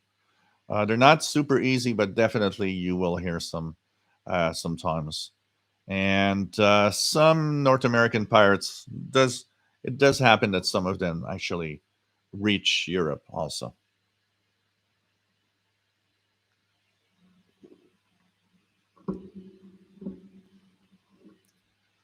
Ricardo used this XH data to listen to a jazz program on FM. Amazing FM tuning and audio too. Cool. Yeah, it's a pretty nice radio. The XH data D808 is definitely nice. Rifleman 336 going to fire the GE Super Radio 2 and see what I can catch on EMDX. Calvin, I might buy one soon, so with the 680 being broke, any idea where the best place to buy a 990X in Europe?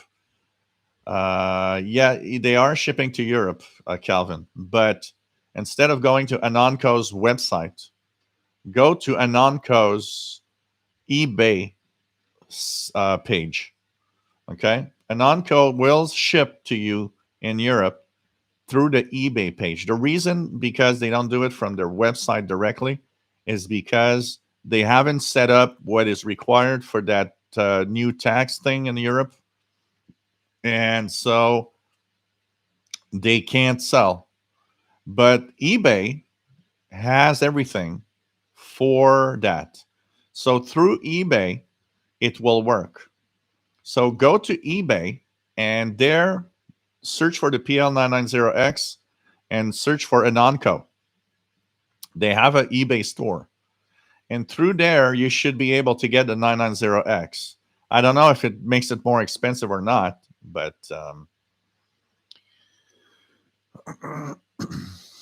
3830 Radio Man, nice to have you here.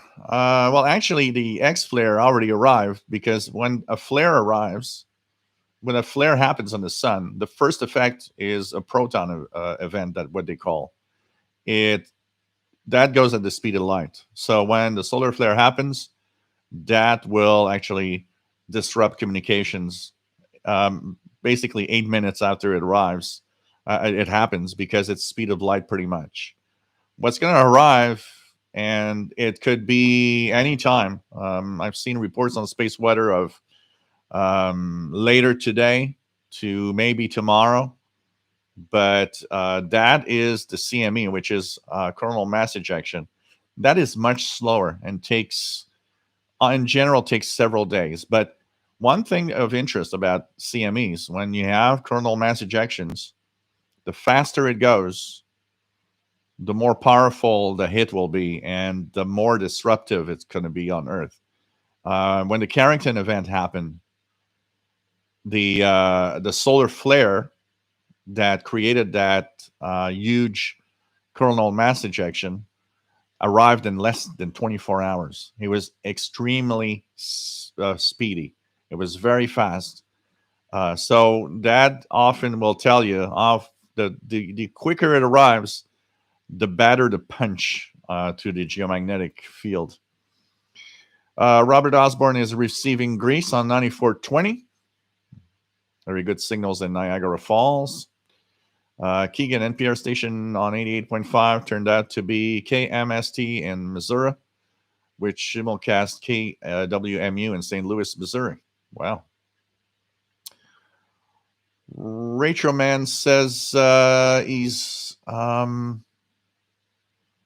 oops, lost the there we go. Heard America on 11 meters a lot this month on my resident McKinley CB radio. Yeah, when conditions are right, 11 meters is an easy one.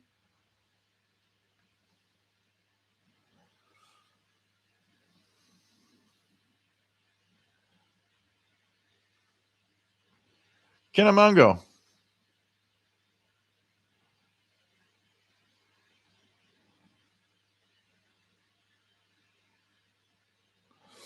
Tony says Anna from Notco tells me that they will soon set up. Yeah, it has to do with the way that things are going with that new tax in Europe. Dave 6930, very clear. John Beckham, of all the various radios that you own, which would you say is your favorite or go-to radio? I for sure I have several go-to radios that if it's just there and I need a radio now, it's the one I'm going to pick up. So if on the table I have, an XH Data D808 and I need to check something on shortwave quickly, and that's what's in my face. That's what I'm going to use. So there are several like those that I will just pick up if that's what's there. What is my favorite if I really want to choose a radio in general?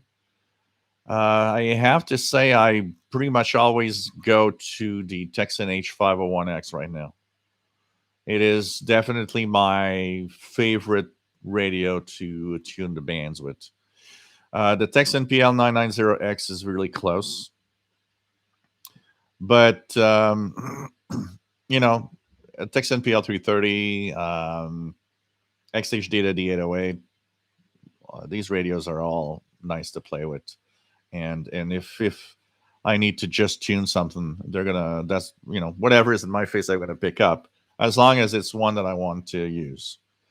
But yeah, I'm pretty much on the H501X right now. Torben, what is going on at 11940? It's like Bell playing a song. They silence for a while, then some generated sounds, and then Bell tune comes back. So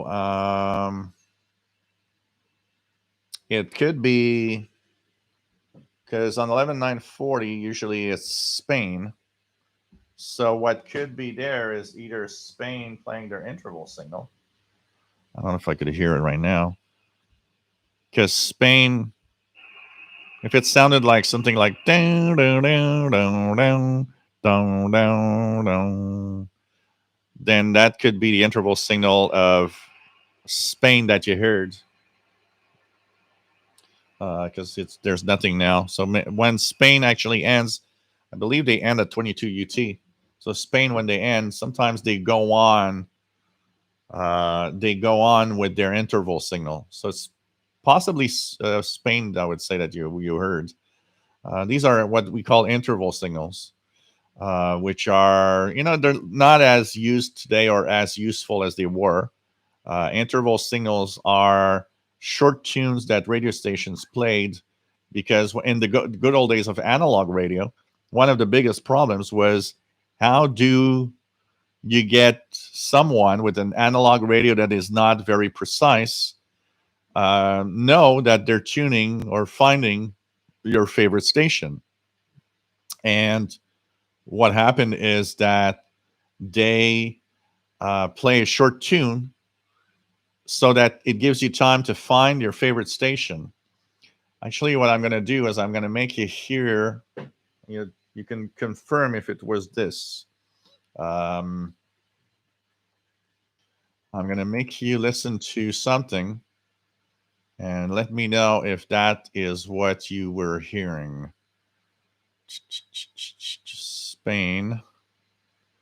Spain.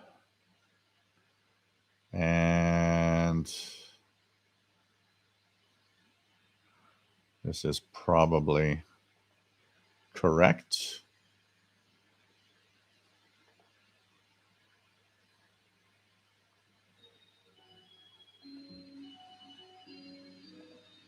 Is it playing there? Where is it playing? It's not playing in the right place. Wait a minute here. I'm going to put it to the proper output here. And okay. So let me know if what I'm going to play to you now is what you were hearing, actually.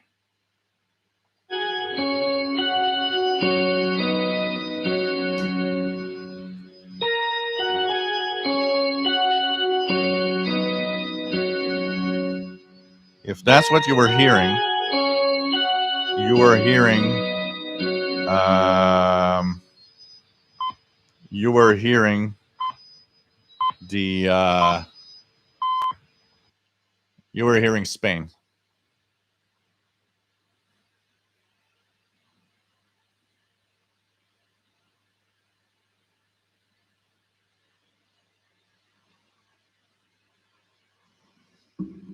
You are hearing Spain. So that's an interval signal. Rufus Newt says, I need to stop buying radios. Just added a Philco 33A to the collection. Hey, it's cool. Have fun. If I had more space, if I had, a big home, I would probably have a huge radio museum. Harold says, I'm using my ICOM 300 to listen to everything. The audio have very good receiver on their bands as well, but I also have the ATS 25, and that little radio is also doing a great job. Yeah, it's definitely a surprising thing.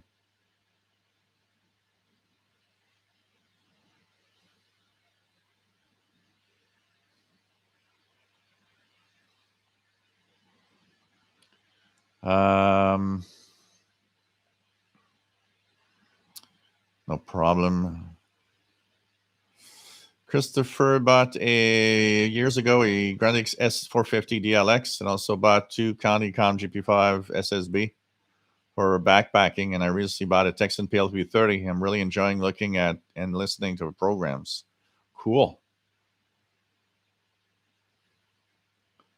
Zenfaro says, my cat made a liar out of me. Wednesday I said he avoids the radio, and tonight he comes in, jumps on top of the R8.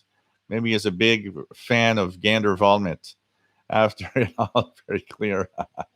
You know what is happening is that now you found a signal that's crystal clear, less noise on it. So now he's okay with it.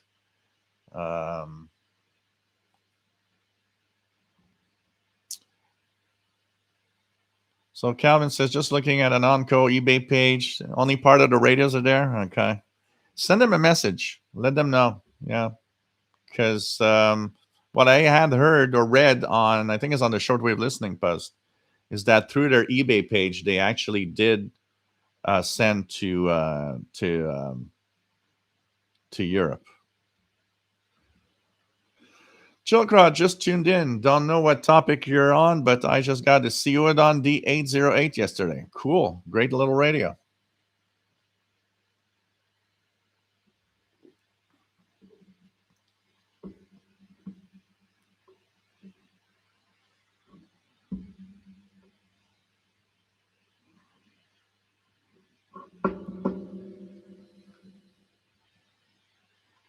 Man, that is a hefty price, though. 317 euros. Dang.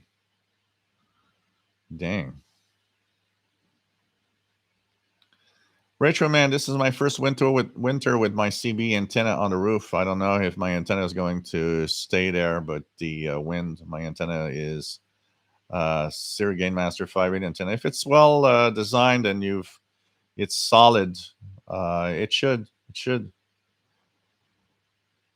Hey, Angpar.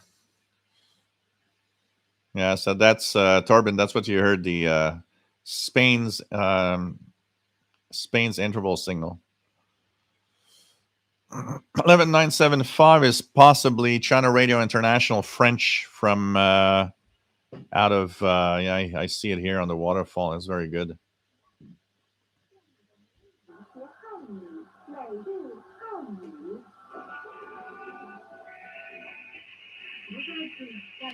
Yeah. What you're getting is China Radio International French language out of Mali transmission site in Africa.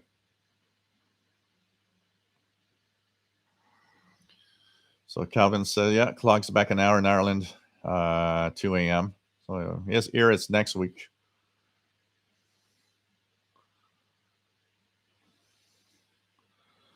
Yeah, Rufus, that's the problem, not having the room. Uh-huh.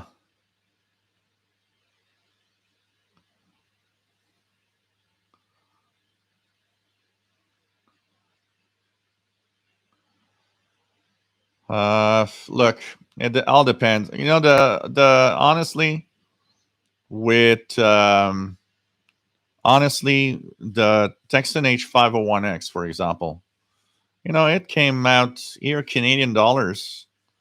The price of the radio and shipping, because I took really fast shipping together in Canadian dollars. It's a $500 radio, and for me, it is worth it. It depends what you're looking for, but for me, it is worth it. It is definitely a great radio. But it is more expensive. But it is a better. It does have the extras that make it a top notch receiver. But then again, even though I talk about it, when people ask me, say, "Oh yeah, what you gonna, what do you, what radio you would recommend?" I will recommend something like a Texan PL330 because we just have to I be fair and say that what you hear on the H501X, you will hear it on the Texan PL330, which is one third the price. So it's not that you're going to get something that you're not getting on other radios. It's you're going to get something, but the features, the precision of frequency, the audio quality, FM stereo, and all of that it's a much different radio, and it also is much more quality. You see that the cabinet is more of a thicker, heavy plastic, knobs and metal and all of that. It's a higher end receiver. That's definitely the case. Tony, speaking of radio museum, I was thinking I will donate all my radio to such an institution when I pass into the otherwise. My wife would just bin them. Yeah, you know that's the other thing you got to think about that because honestly, most people that will inherit our radios when we get to that point don't care about it. They're just gonna throw them away, or if they can sell them for some reason. But most people just don't care. They don't want to take care of that. You know. Larry Marks, cool outfit. Like you're taking part in the Clint Eastwood spaghetti western movie. Yeah, mine is more of an RCI movie. It's the death of Radio Canada International. I'll be a Clint Eastwood movie.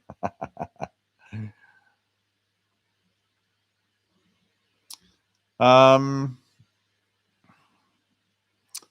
what else do we have? Artist Crafter's Kitchen. Clock's going back an hour. Another great medium wave DX evening annual transition. The fun will really start soon. Chilkrot says the D808 picks up local air traffic signals here in Hamburg, Germany, really well. I'm new to at this, and I'm picking up mostly Chinese international radio stuff this evening. Yeah, but tune around. There's a lot, especially in Germany. You'll have quite a lot of signals and a lot of things that you can tune around and listen to, for sure. Calvin, what you would say the best portable shortwave receiver is today? It's always dependent on how much you want to pay. Um, for an inexpensive radio, the best all around performance in radio is the Texan PL330. Definitely. Um, CountyCom GP7 SSB / Texan PL368. If you like the form factor, definitely good radios also. Uh, XH Data D808 is great for what it is, but it's deaf on long wave. So anybody listening to long wave, it's a no. I would say if I had to say is what's the best portable shortwave receiver today sold,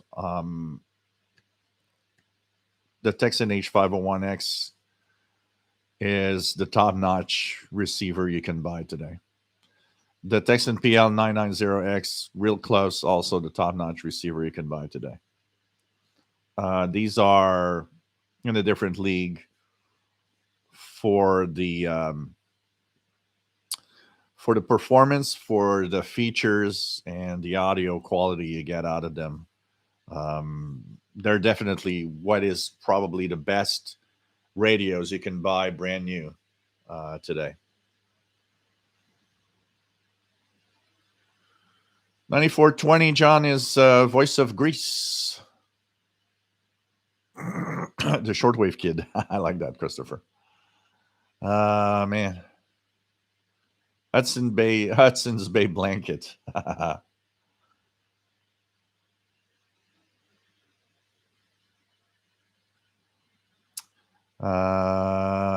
VE2FGJ, nice to have you on board. Hearing 6880, lower sideband coming in and goes talking. Can you tell me what it is? So 6880, I saw something a little earlier. So right now, let's go back to Pirates. Anything else that was added first of all? So, okay. Quite a few things have been added right now. So first of all, there's an unidentified pirate on 5185 AM mode. Let me go to get that. It's definitely here.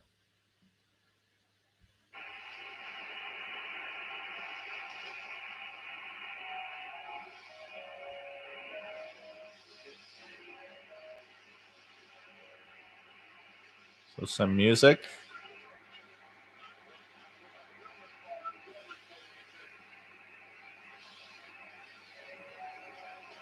So 5185 come again. Pretty good here.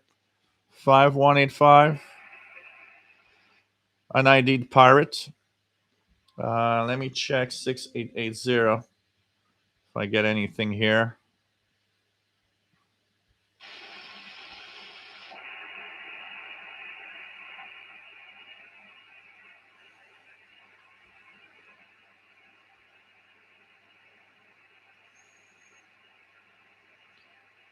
Not hearing anything on 6880, lower sideband or anything.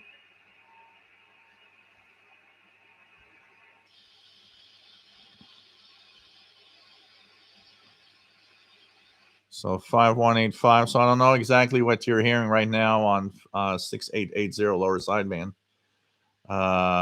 If it's talking or if it's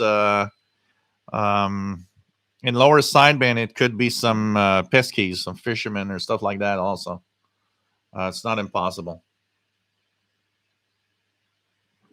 So that could be something like that you're hearing. I'm not hearing anything here on 6880.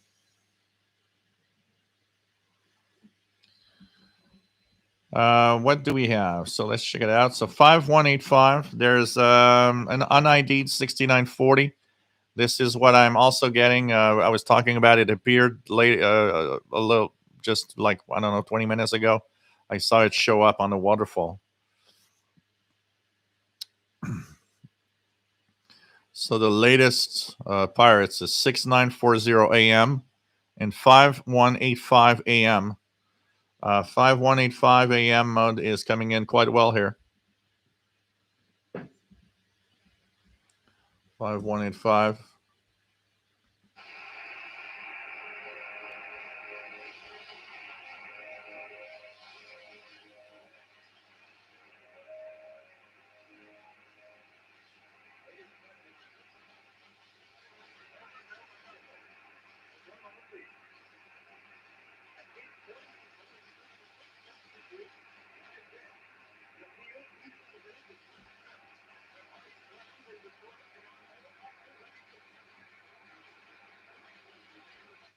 Seems like a rebroadcast of some old oh,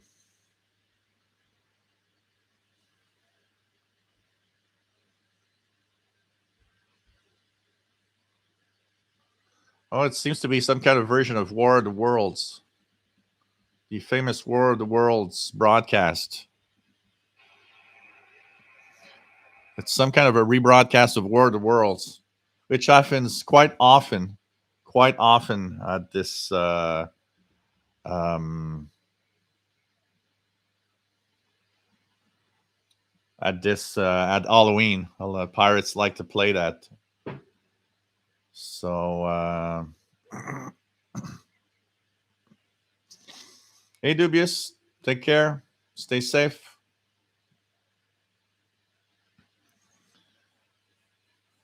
Hang par price range for high end receivers. Well, the Texan the Texan H501X is sold for $298 US.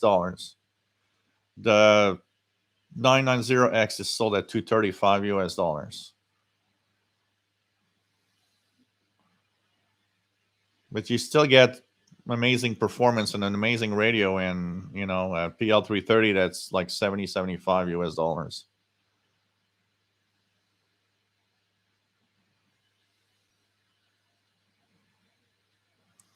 An unidentified pirate, does that mean someone is transmitting without a license? A pirate station is usually a broadcast that is an unlicensed broadcast. Absolutely. It is definitely an unlicensed broadcast. UNID means, or unidentified means we don't know yet what's the name of the pirate station, because they often ID with some specific name. Hi, Explorers. Nice to have you here from England. Aluk says, recently I explained someone shortwave listening is an eternal search for a better receiver, better antenna, better band, better reception. So the question about the best receiver will never cease. Oh, there will always be, what's the best of radio you can buy. Absolutely. But today things are really leveling out. Honestly, the best radio is with some features and stuff around it, because even the sub $100 radios are amazing performers today. Dave, where are the worlds on 5185? Tony can see something on the 5185. We have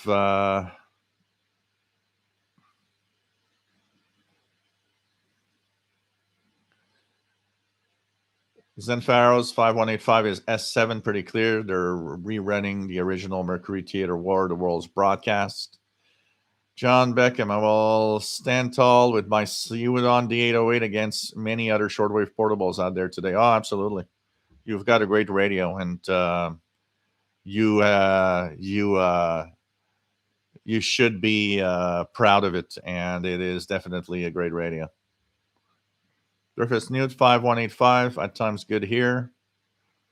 We have Ankpar. This may be a newbie question, but can any ham radio be used for shortwave listening, or are shortwave receivers designed differently? A lot of ham radio transceivers are as good as for receiving shortwave broadcasts. The only thing is, depending on the transceiver you have, sometimes they are meant more for ham purposes, which means the filters that are in the radio on some cases can be very specific for single sideband and not give as good audio on international broadcast bands, for example. But for the most part, a lot of the transceivers today are very good shortwave receivers. Calvin, anyone stream your show live lately on the pirate shortwave stations? No, it's been a while since that happened, actually. Dark 30 Welder. Any hams in the chat? Just curious why more shortwave listeners don't just buy older ham gear that has much better capability of receiving shortwave stations. Better in that you have lots of filters. Actually, that is wrong. Today's radios, especially the newer radios, portables, are way better than these old radios because they have way more filtering capabilities because of the DSP chips in them. So you've got 6, 5, 6, 7 filters.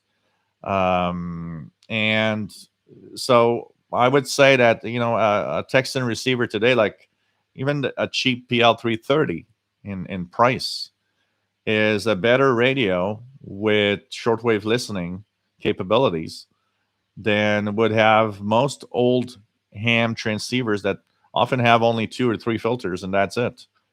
Plus the fact that they are impossible to buy at decent prices. And like I always say, an old radio stays an old radio. A 30-year-old transceiver is a 30-year-old radio. And today there's a lot of the portable receivers that are as good, even better than these radios. And like I said, with the DSP chips on many of them, now you have a huge selection of filters within these radios. Probably because you're not keeping up with what the portables do today. They are way better than those older transceivers most of the time.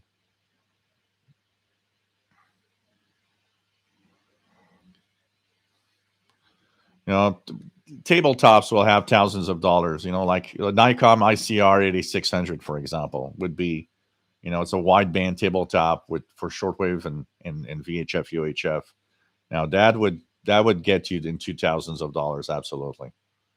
But today's radios, I'm going to tell you, you don't have to pay a huge price. That's why I always say the uh, the hobby has never been so easy to get into, so cheap to get into, and have amazing performance with radios. I mean, the radios we got today are just truly amazing. And the new, yeah, with the CQ Worldwide SSB contests, absolutely, you've got tons and tons of stations on your PL990, and that's another example. That PL990, you can use smaller filters.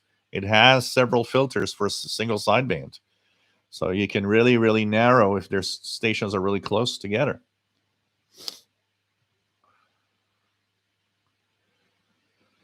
Well, pirates do have rules in what is not a rule. Because, I mean, what happens very often is you get to a point where a pirate will often let's just see something here. What happened here? It seems like the background has suddenly disappeared into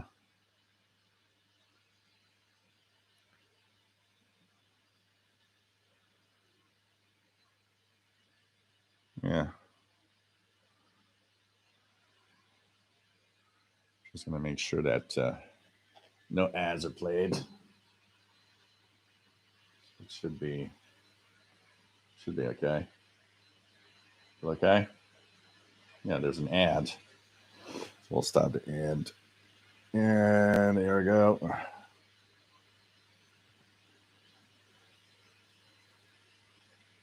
There we go. So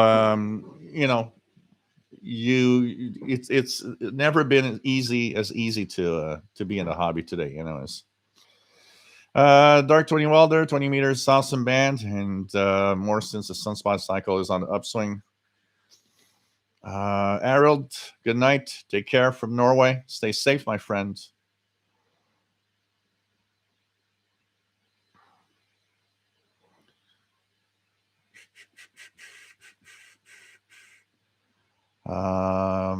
What else do we have? Zen Pharaoh's next radio will buy essentially will be an AirSpy HF Plus Discovery in portable form without touchscreen, but with a computer connection so I can drive it from a laptop if I want to. So, what else do we have? There's a shortwave pirate out there relaying Joel now. It doesn't seem like tonight. Yeah, well, it's all right, man. But today's radios are way better than getting an old transceiver. I can tell you that. And like I said, the prices that the old stuff is sold today, it's not worth it that price at all, at all. But we can disagree, absolutely. Calvin, find the icon 7, the 706 MK2, awesome for shortwave listening too. But two of them, like it so much. The preamp and attenuator and so on. Can the Yaesu 450D work for shortwave receive? It would not be my first choice. It would not be my first choice if for shortwave listening. Personally, I have one here, and for shortwave listening, I would not use that. As a ham transceiver, it's nice, but well, Dark Welder, the 30-year-old radios that are solid state, what happens is that they have specific filters.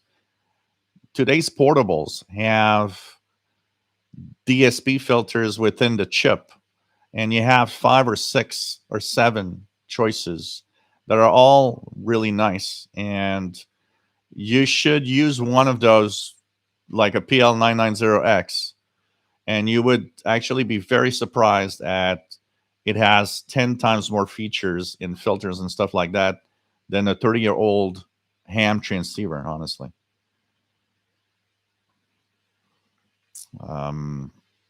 Most of these older ones are like, they have filters that you fit in.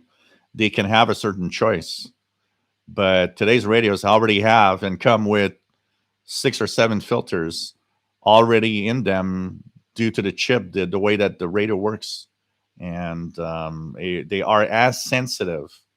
A Texan receiver like a PL990X is as sensitive as a 30-year-old transceiver. And those filters will actually work as well as helping you receive the signals than that 30-year-old transceiver. And you'll have that a brand new radio, and it's super precise. There's all sorts of things. I mean, there are some 30-year-old transceivers that are, the top notch of the time that are still great radios at the time. But for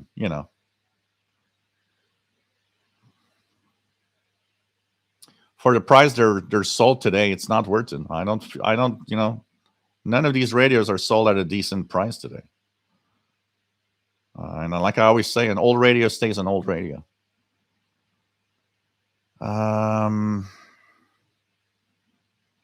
What else do we have? But so I'm not saying they're no good. They're really, really, they're all good also. But today there's no need for anything like that because of the prices they're sold for. And today's portables are top notch in what they can do.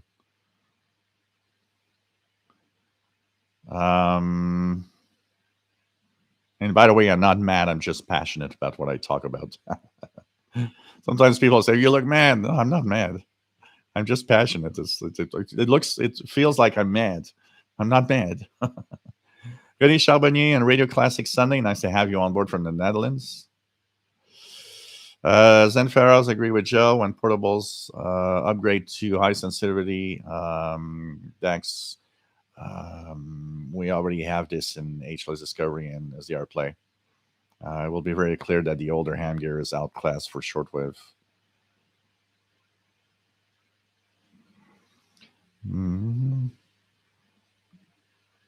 My RF depth is everywhere, but here we're mainly on shortwave. And when I talk shortwave listening, I talk everything. I listen to hams, to utilities. You are the one that is not realizing the power of the radios today, the portables we have. If you would try a thing like a PL990X next to that radio with the same antenna, you would be pretty surprised at how it is as good. And you have filters that go down up to CW, 500 hertz. So, I even have one. I don't remember which model. One has a 250 hertz filter. I tell you, you could be very, very surprised. And it is really, really amazing what you have today. I have a lot of hams that are focusing on transceivers too much. And it's okay. I mean, you like the transceivers and all, it's fine. But there's a lot of hams that do not realize what the portables of today are capable of and how it is very different. It's not like comparing a portable of 20 years ago. It's definitely a different game. As we all work, we would all have killed for a PL330 back in the 80s. I think I paid close to 200 for a Sony ICF 7600 around 1985. Oh yeah, I mean these radios. If we would have them at that price, I mean a PL380 back in the day would have been, a $300-$400 radio. Especially if you have the with all the capabilities that a 330 has, for example. It's a radio on a chip, but it all that goes around it is very important. The chip itself, without the external components that they add to make it perform, is important also. But a lot of them use that radio on a chip for sure. Salut TVDXer, fais attention à toi. RJDA Dakota would love to take my 330 back in time to find and flesh out all the kinds of stations. Yep, absolutely.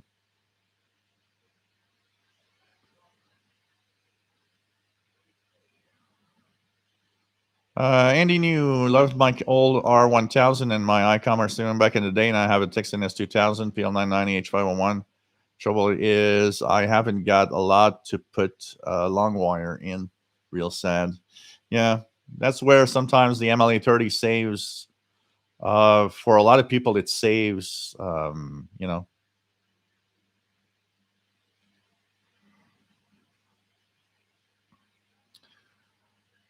I can tell you, Dark 30 Welder, I have I have an ICOM ICRD 500 here that doesn't do nothing because that's a $2,000 radio. That's not 50 years.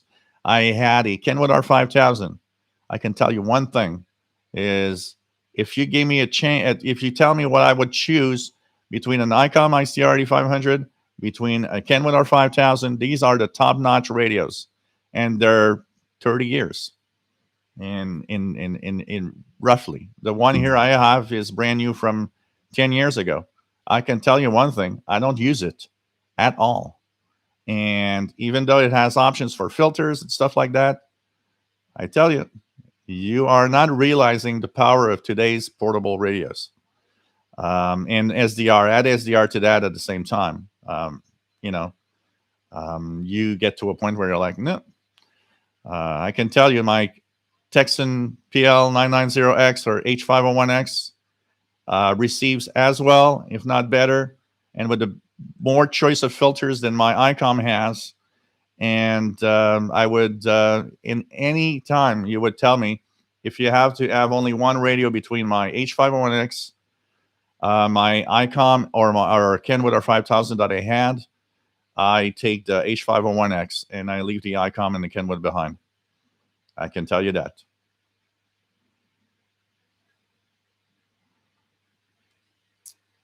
It's it's surprising what you got today in the packages.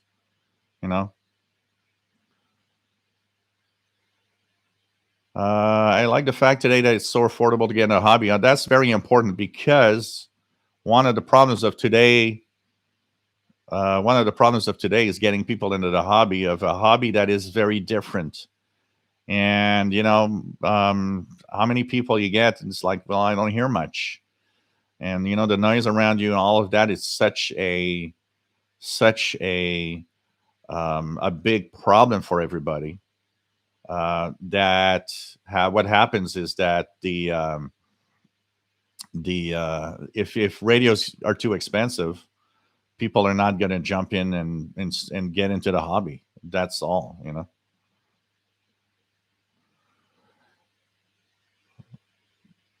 I can tell you that a $30-year-old, a great example. I saw a Kenwood R5000, which is like 30-year-old. Okay, and I saw it on eBay. Sold for $700.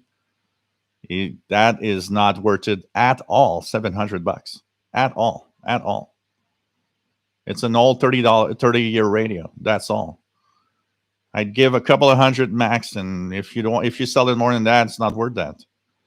There, you talk more about nostalgia. I would say you might want to pay more for a radio, but all the all the all the radios on eBay and all the radios that are sold, the majority of them are not at all worth their prices. They're not at all worth their prices that are sold for. That is a fact. People buy them because there is more of a nostalgia thing. So somebody will want to have a specific radio, and because they're in love with it and it looks cool and it's that $30, 30-year, 40-year old radio that they always wanted, some of them will buy a radio at that price. And well, if you want to buy it, if you want to buy it, buy it. They're just not worth that price at all. I can tell you that. And 30-year-old and 30-year-old, even 40-year-old hand gear is 30-year-old radios. And it you can have the problems that come with them, even if they're fixed and right. I mean, of course they're good radios, but when you look at what you got today for a decent price, buy a new radio today, one of a good portable today, rather than an old thing. And that's my take on it. I think we've got to we got to stop buying old stuff at prices that are too crazy. They're not worth it. Hamfests, sometimes you have that. You be patient. You go to Hamfest, for example, you you will find some older gear and 30-year-old radios that the guy just wants to depart with it and doesn't really want to profit that much, and well, be sold at a decent price. A friend of mine got an FRG7, a Yaesu FRG7 for $75, and I was like, yeah, okay, that's my kind of price for that old radio. But you go on eBay or you go online, and it's like they're selling you for $300. Not worth it. Keep the radio, man. I'm never going to pay that for that. $300. You get a Texan H501X. This is top-notch portable that outperforms an FRG7.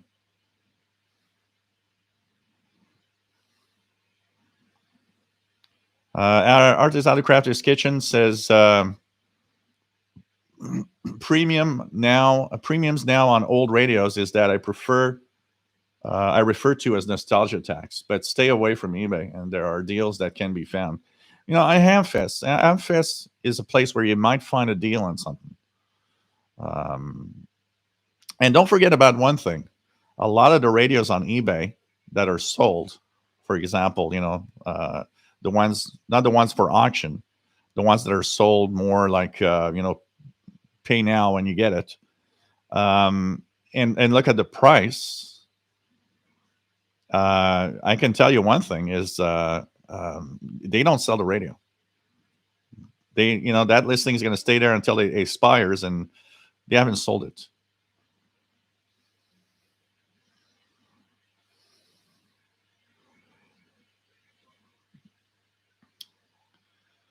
What else do we have? But there's that nostalgia figure that goes with it for sure. That nostalgia. Simon Templar 5185. 5185 Simon Templar for the War of the Worlds broadcast from the Pirate. It's coming in quite well here. It's 9 plus 20 plus 30.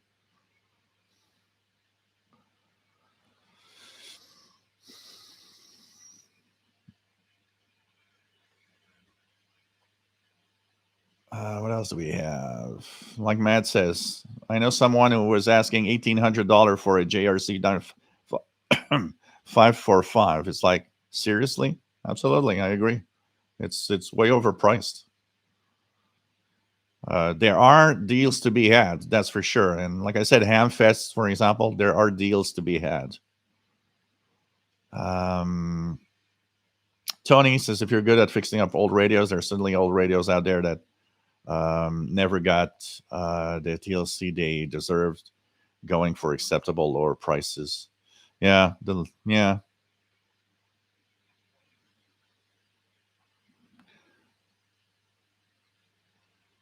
yeah. There are some like Collins filters and stuff like that. So oh, absolutely, because the old days, absolutely. I remember the Kenwood R5000, for example. I remember the radio stock AM filter was crappy. You had to buy a filter to change it. They were, filters that you had to change physically in the radio. So they were hardware components that you purchased. And of course, the DSP today is capable of doing that in a way that makes it, um, makes it just not expensive at all. And it works great. I mean, today's transceivers, a lot of them, they don't use those, filters like these 30-year-old radios did. They all use, DSP and filtering is in there. I mean, it's like the SDR play devices, the SDRs, and the choice of filtering and everything you can do is pretty crazy. So 395 PRS, the dude on the screen freaked me out. Me or the dude there? Calvin says, I'd love a Sony 2001D, but I don't know with the age of them, would you be buying trouble? Yeah. I mean, if you have a good one, you have a good one, Ghost walking around the background makes me spooked. Yeah. There's a couple of good shots in there with the ghost and stuff. Tony says, how would you rate the GP7 compared to the Texans? Well, definitely a good radio. Okay. And it's definitely a good shortwave portable. But I would not necessarily, would not be my top choice, but it's definitely a decent receiver. Anyways, my review is going to come up in more videos. I'm going to see performance. I'll compare it also in performance with other radios. I mean, in sensitivity on shortwave, the GP7 is great, and it is as good as you can have for those portables.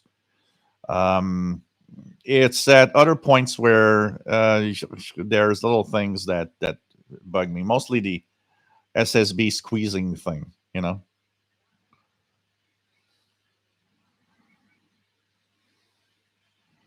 Firing on 6925 AM, faintly audible in Colorado. Cool. A 564 Fire. What are your thoughts on the ICOM R8600?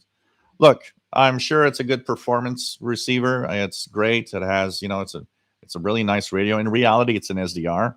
It's a computer with an SDR, but for wideband receiving, and it has, all sorts of bells and whistles and digital modes. If I had a lot of cash lying around, maybe I would have purchased one, but it's it's expensive radio. It all depends what you're looking for. People that have one, I don't know of anyone that doesn't like it, So it's something,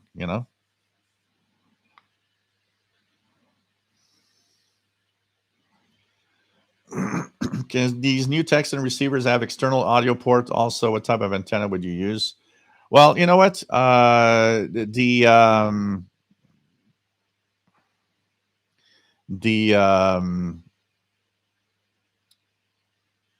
Most of them have external antenna jacks, and a lot of them, like the PL990X and the H501X, have audio out. So line outs, basically. So you do have a way to drive the audio outside of these receivers. Dark 30 welder, maybe. I'm just saying, before I'd spend 500 on a shortwave receiver, I'd spend money towards an actual SDR ham transceiver. Yeah, but you're a ham and you want to do ham stuff also. So, of course, you're going to think about what will be everything you need at the same time, for sure. So, you'll go through through one of those transceivers before spending 500 on a shortwave listening radio only. But thing is today for a shortwave listener, a good radio, and I'm not joking, a good radio starts at like $70. And then you have to take into account the other thing here is that the majority of people here, you have ham operators and you have shortwave listening people that will never become hams. So that other, that other side of having a transceiver rather than a radio is of no interest. So, all depends what you want to do with what you're getting. But the thing is that today, a couple of $100 gets you a very good radio. And so, it brings that price too far from a lot of what's available out there, even in older gear, especially at the prices that a lot of people are actually selling it for. Stenfar, I was thinking whether I could run a spice model for the FRG7 in real time and have software define FRG7. I don't know. Yeah, well, eBay's not a very good place for most of these things like older radios and stuff. Amfests are probably the best place where you might find stuff that are, more of a decent price. And Hamfest, what's good also is that you have the possibility of testing them out if needed in person. Not seeing a radio before you buy it is kind of touchy.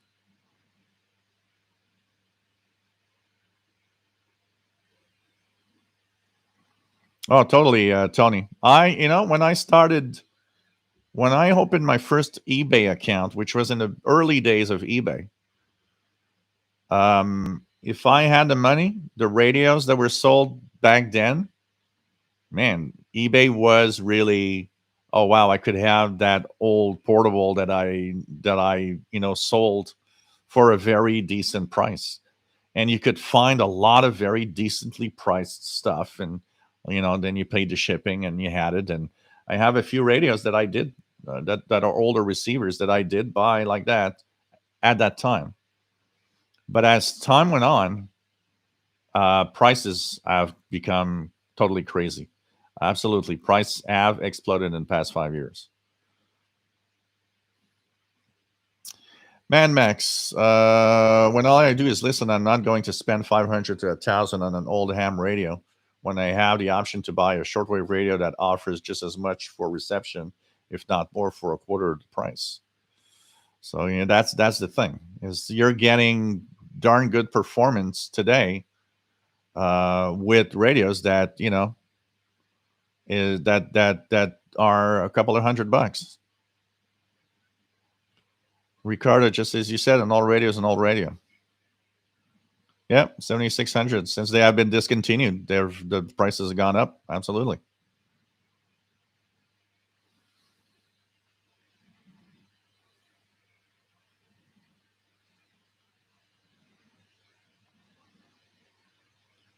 Yeah, you got to be careful when we buy stuff. Absolutely.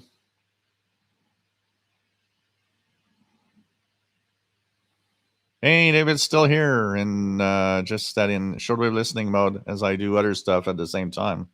Loving the discussion tonight. What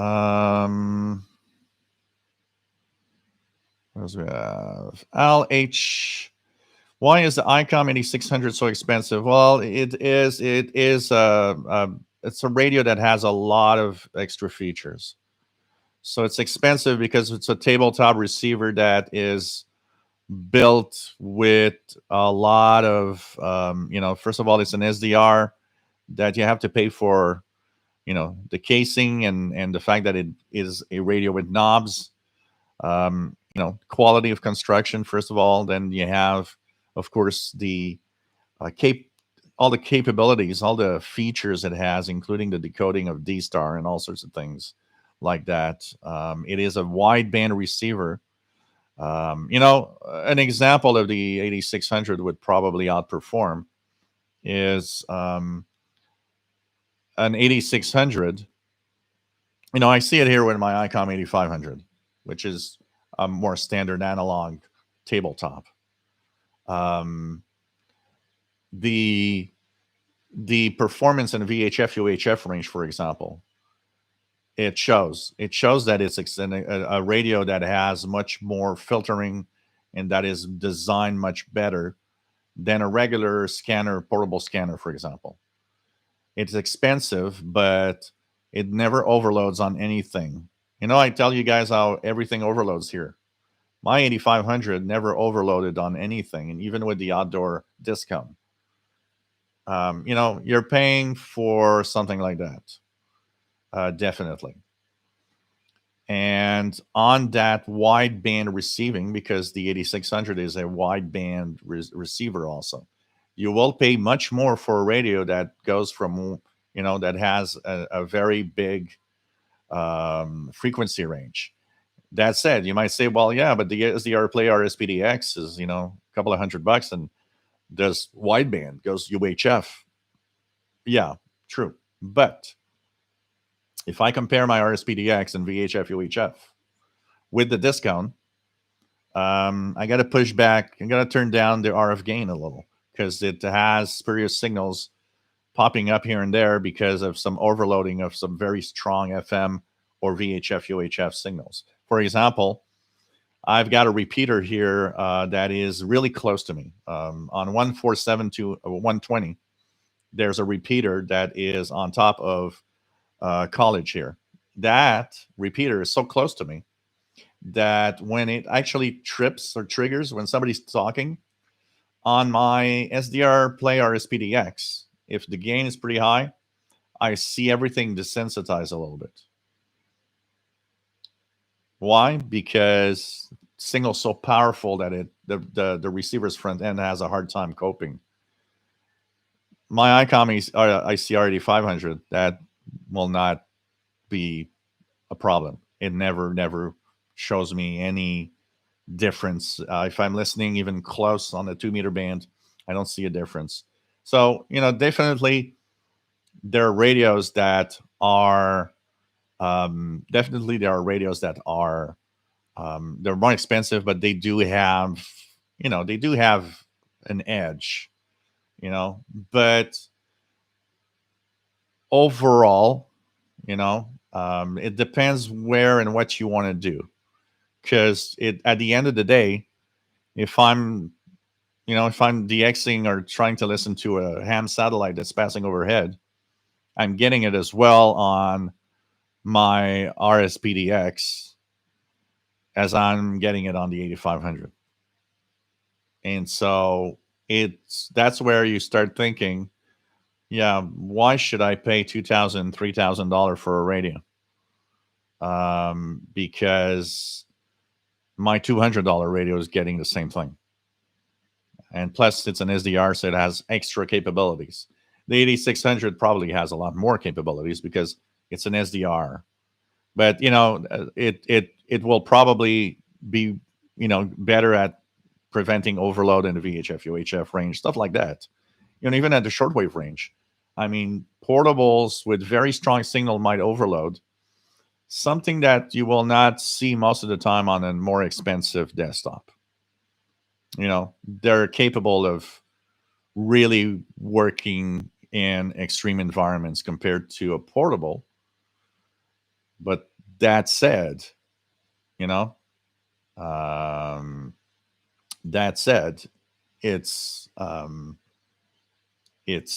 all where you want it.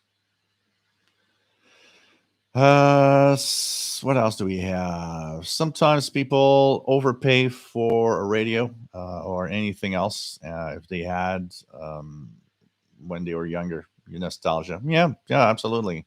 That definitely happens. Randall, does the 501X have RF gain control, or does it have three different filters? It has three different positions for the sensitivity, like DX, normal, and and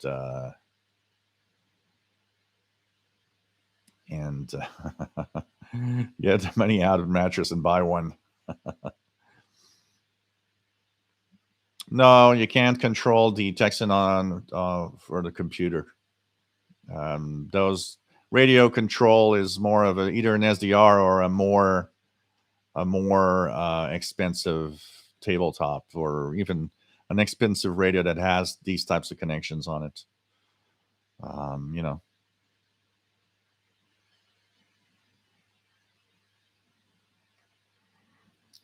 Calvin, you gotta be careful with the Sony radios. With the polarity of the power adapter center is negative. I think I had a problem in 76.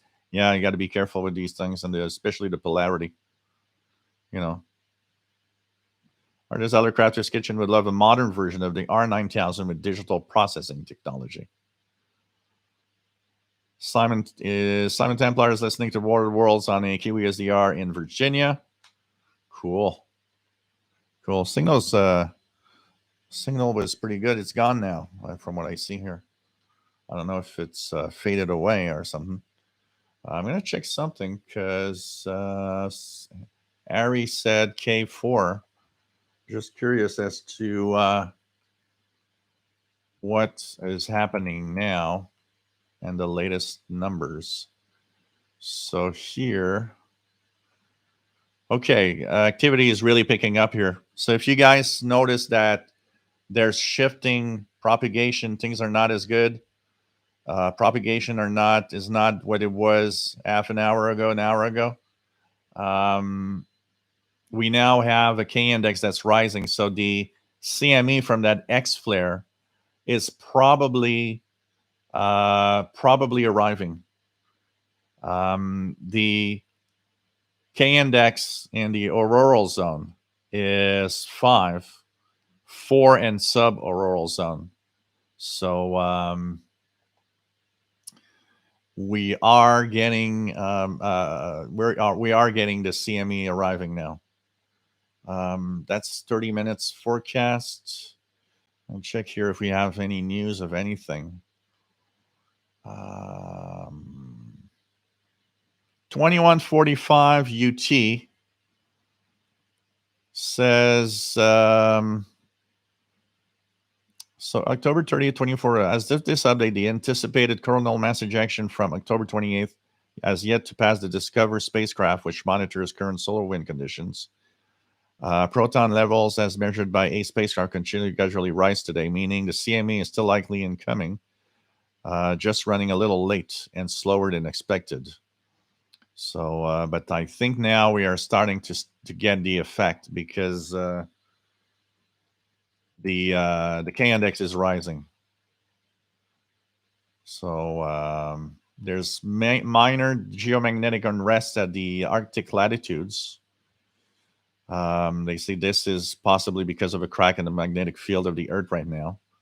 So not yet begun. The storm itself not yet begun, but apparently we're going to we're getting closer and closer to that event happening.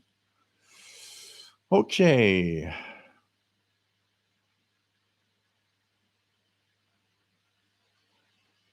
What else do we have?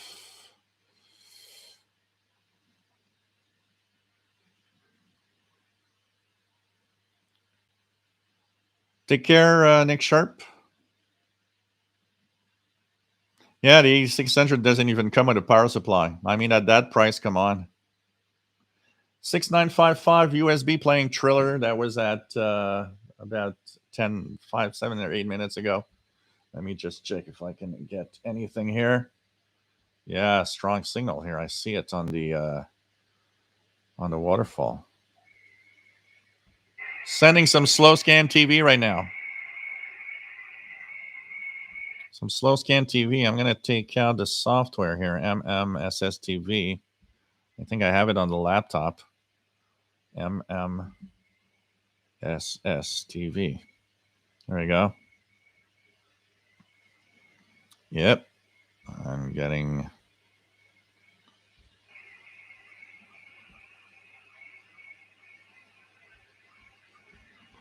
Just put the filter a little wider.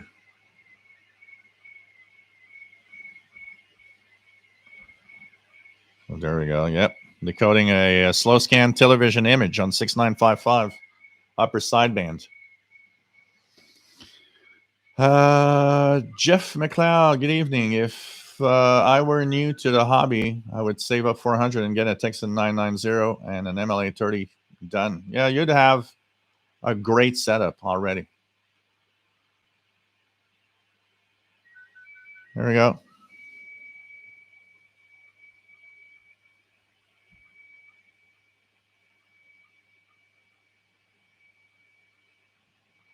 Something is just not quite right here.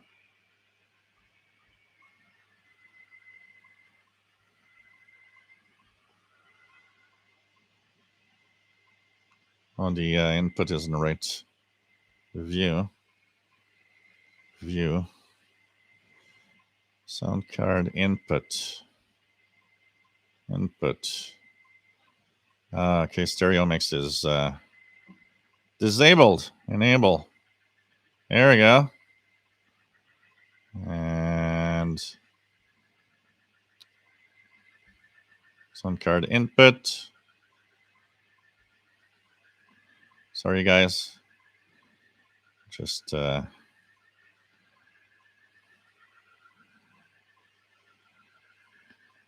making sure that my software, because I have to use stereo mix.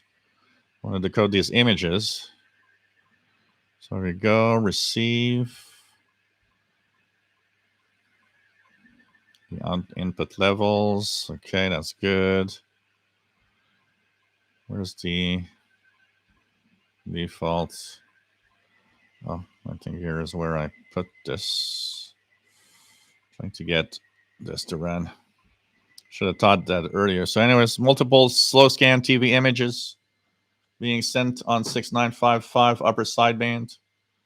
So if you're MMSS TV, you can use Robot 36. You can use Robot 36 app also if you want. As this is, I see that something on...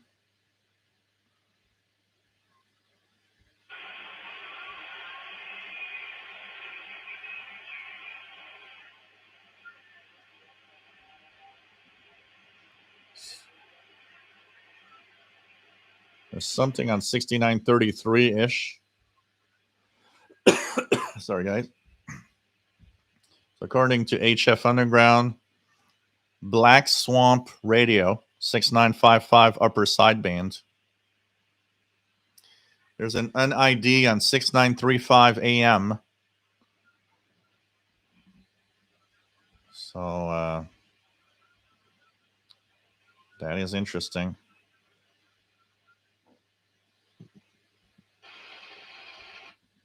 So prepare your software, because when there's pirates, you will have also some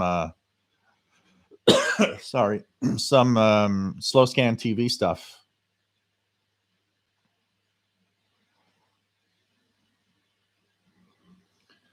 Calvin, do you know where to hear the sea weather forecasts on shortwave in Ireland? I don't know what frequencies they're on.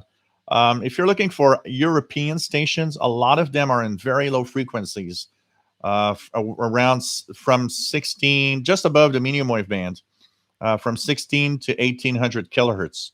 There's a lot of European weather, marine weather stations there. Tune around, you're going to hear some. Anywhere from 1600 to 2000 kilohertz and upper sideband. Take care, Gary 24 fan. Always nice to have you on board.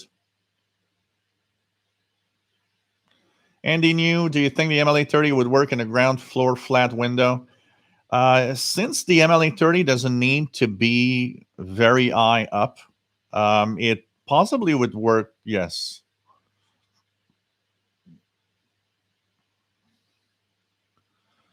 You got to try it. That's for sure. If you have a hard time, or if you can't put up in any antennas, I think that's your best choice. What else do we have? Hey, Richard, take care.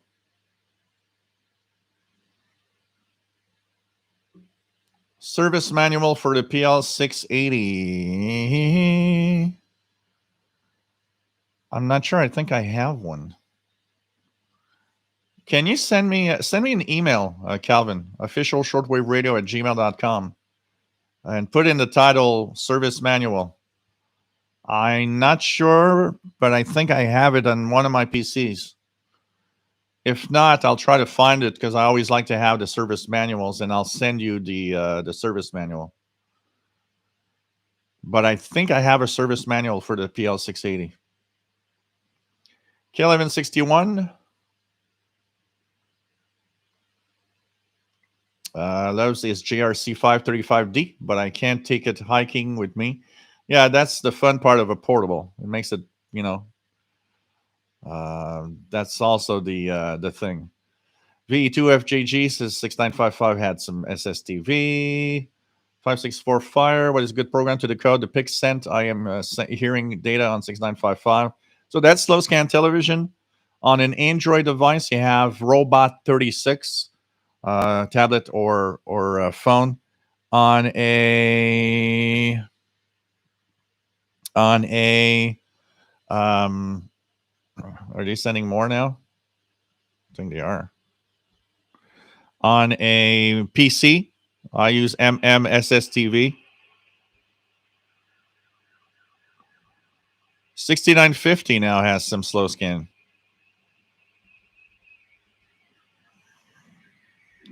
And there's an app that I just trying to remember on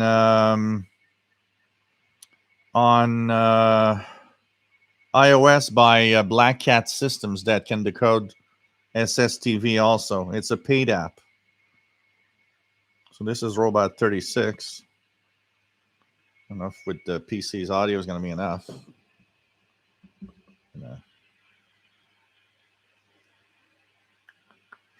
Stop.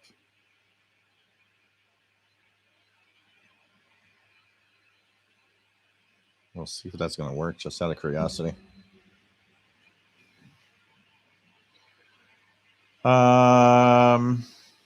Tony, medium wave transatlantic DX coming in now, 1400 CBG out of Gander, 590 VOCM and 1010 new stock from your neck of the woods. Wow. So you're getting Toronto.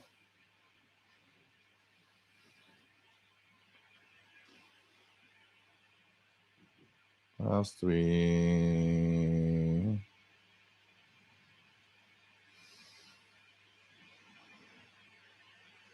So David just fired up his ICOM with the MLA30.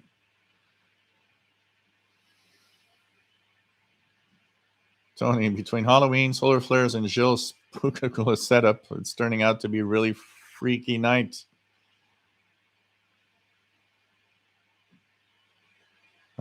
David currently listening to an un-ID pirate on 1661 USB. Wow.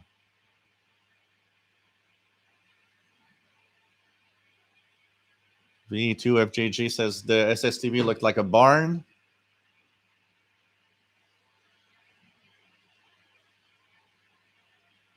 There's also a lot, Calvin, there's also a lot of them in the 2 megahertz range.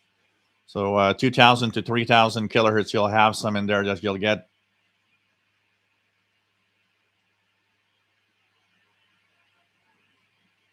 I'm using MMSSTV. It's a software that's not been updated in a long time, but it works great. And it automatically decodes, detects the mode and decodes the pictures. MMSSTV. Take care out. There's other Crafter's Kitchen. Keegan has 15,000 kilohertz WWVH and WWV. Andy New getting my third radio therapy session on Monday. Will shortly bail out. So stay safe, my friend.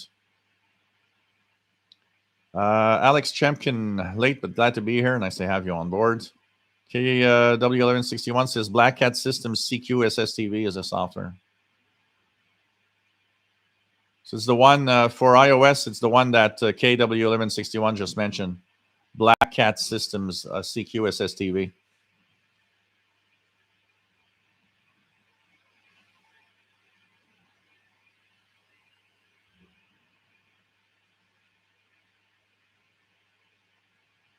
No, the antenna connectors are 1/8. It's like an audio connector, like for a pair. Remember their earphones and the Walkman, the small 1/8 plug, audio plug.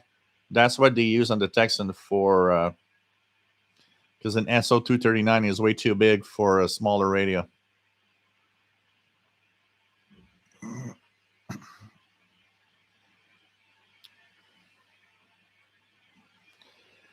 So, hey guys, hope you enjoyed the show today. I will be actually going and cooking a little bit of food. Hey, Fastload, it was nice to see you. Yeah, 3.5 millimeter plug. Absolutely, Angpar. So I'm going to go cook my food. I am hungry, and I hope you enjoyed today's show, which was a little spooky. Continue listening. I will be in the Facebook group posting any pirates that I hear or that are on, and hope that you enjoyed our Halloween special with the death of Radio Canada International. So take care, everybody. Stay safe. Hope you enjoyed the show tonight, and always cool to be here. Hey, Christian Marcoux, everybody. Stay safe, my friends. So, like I said, NH Homestead, it will pick it up with your microphone. Open the app, and the microphone, as long as it's quiet, the microphone will pick up the SSTV. You should be able to decode the different pictures when they're sent out. So take care, everybody. Stay safe. Have a great Halloween, and see you soon, my friends, as always. So we'll be back on Wednesday evening with another live show. Bye-bye, everybody.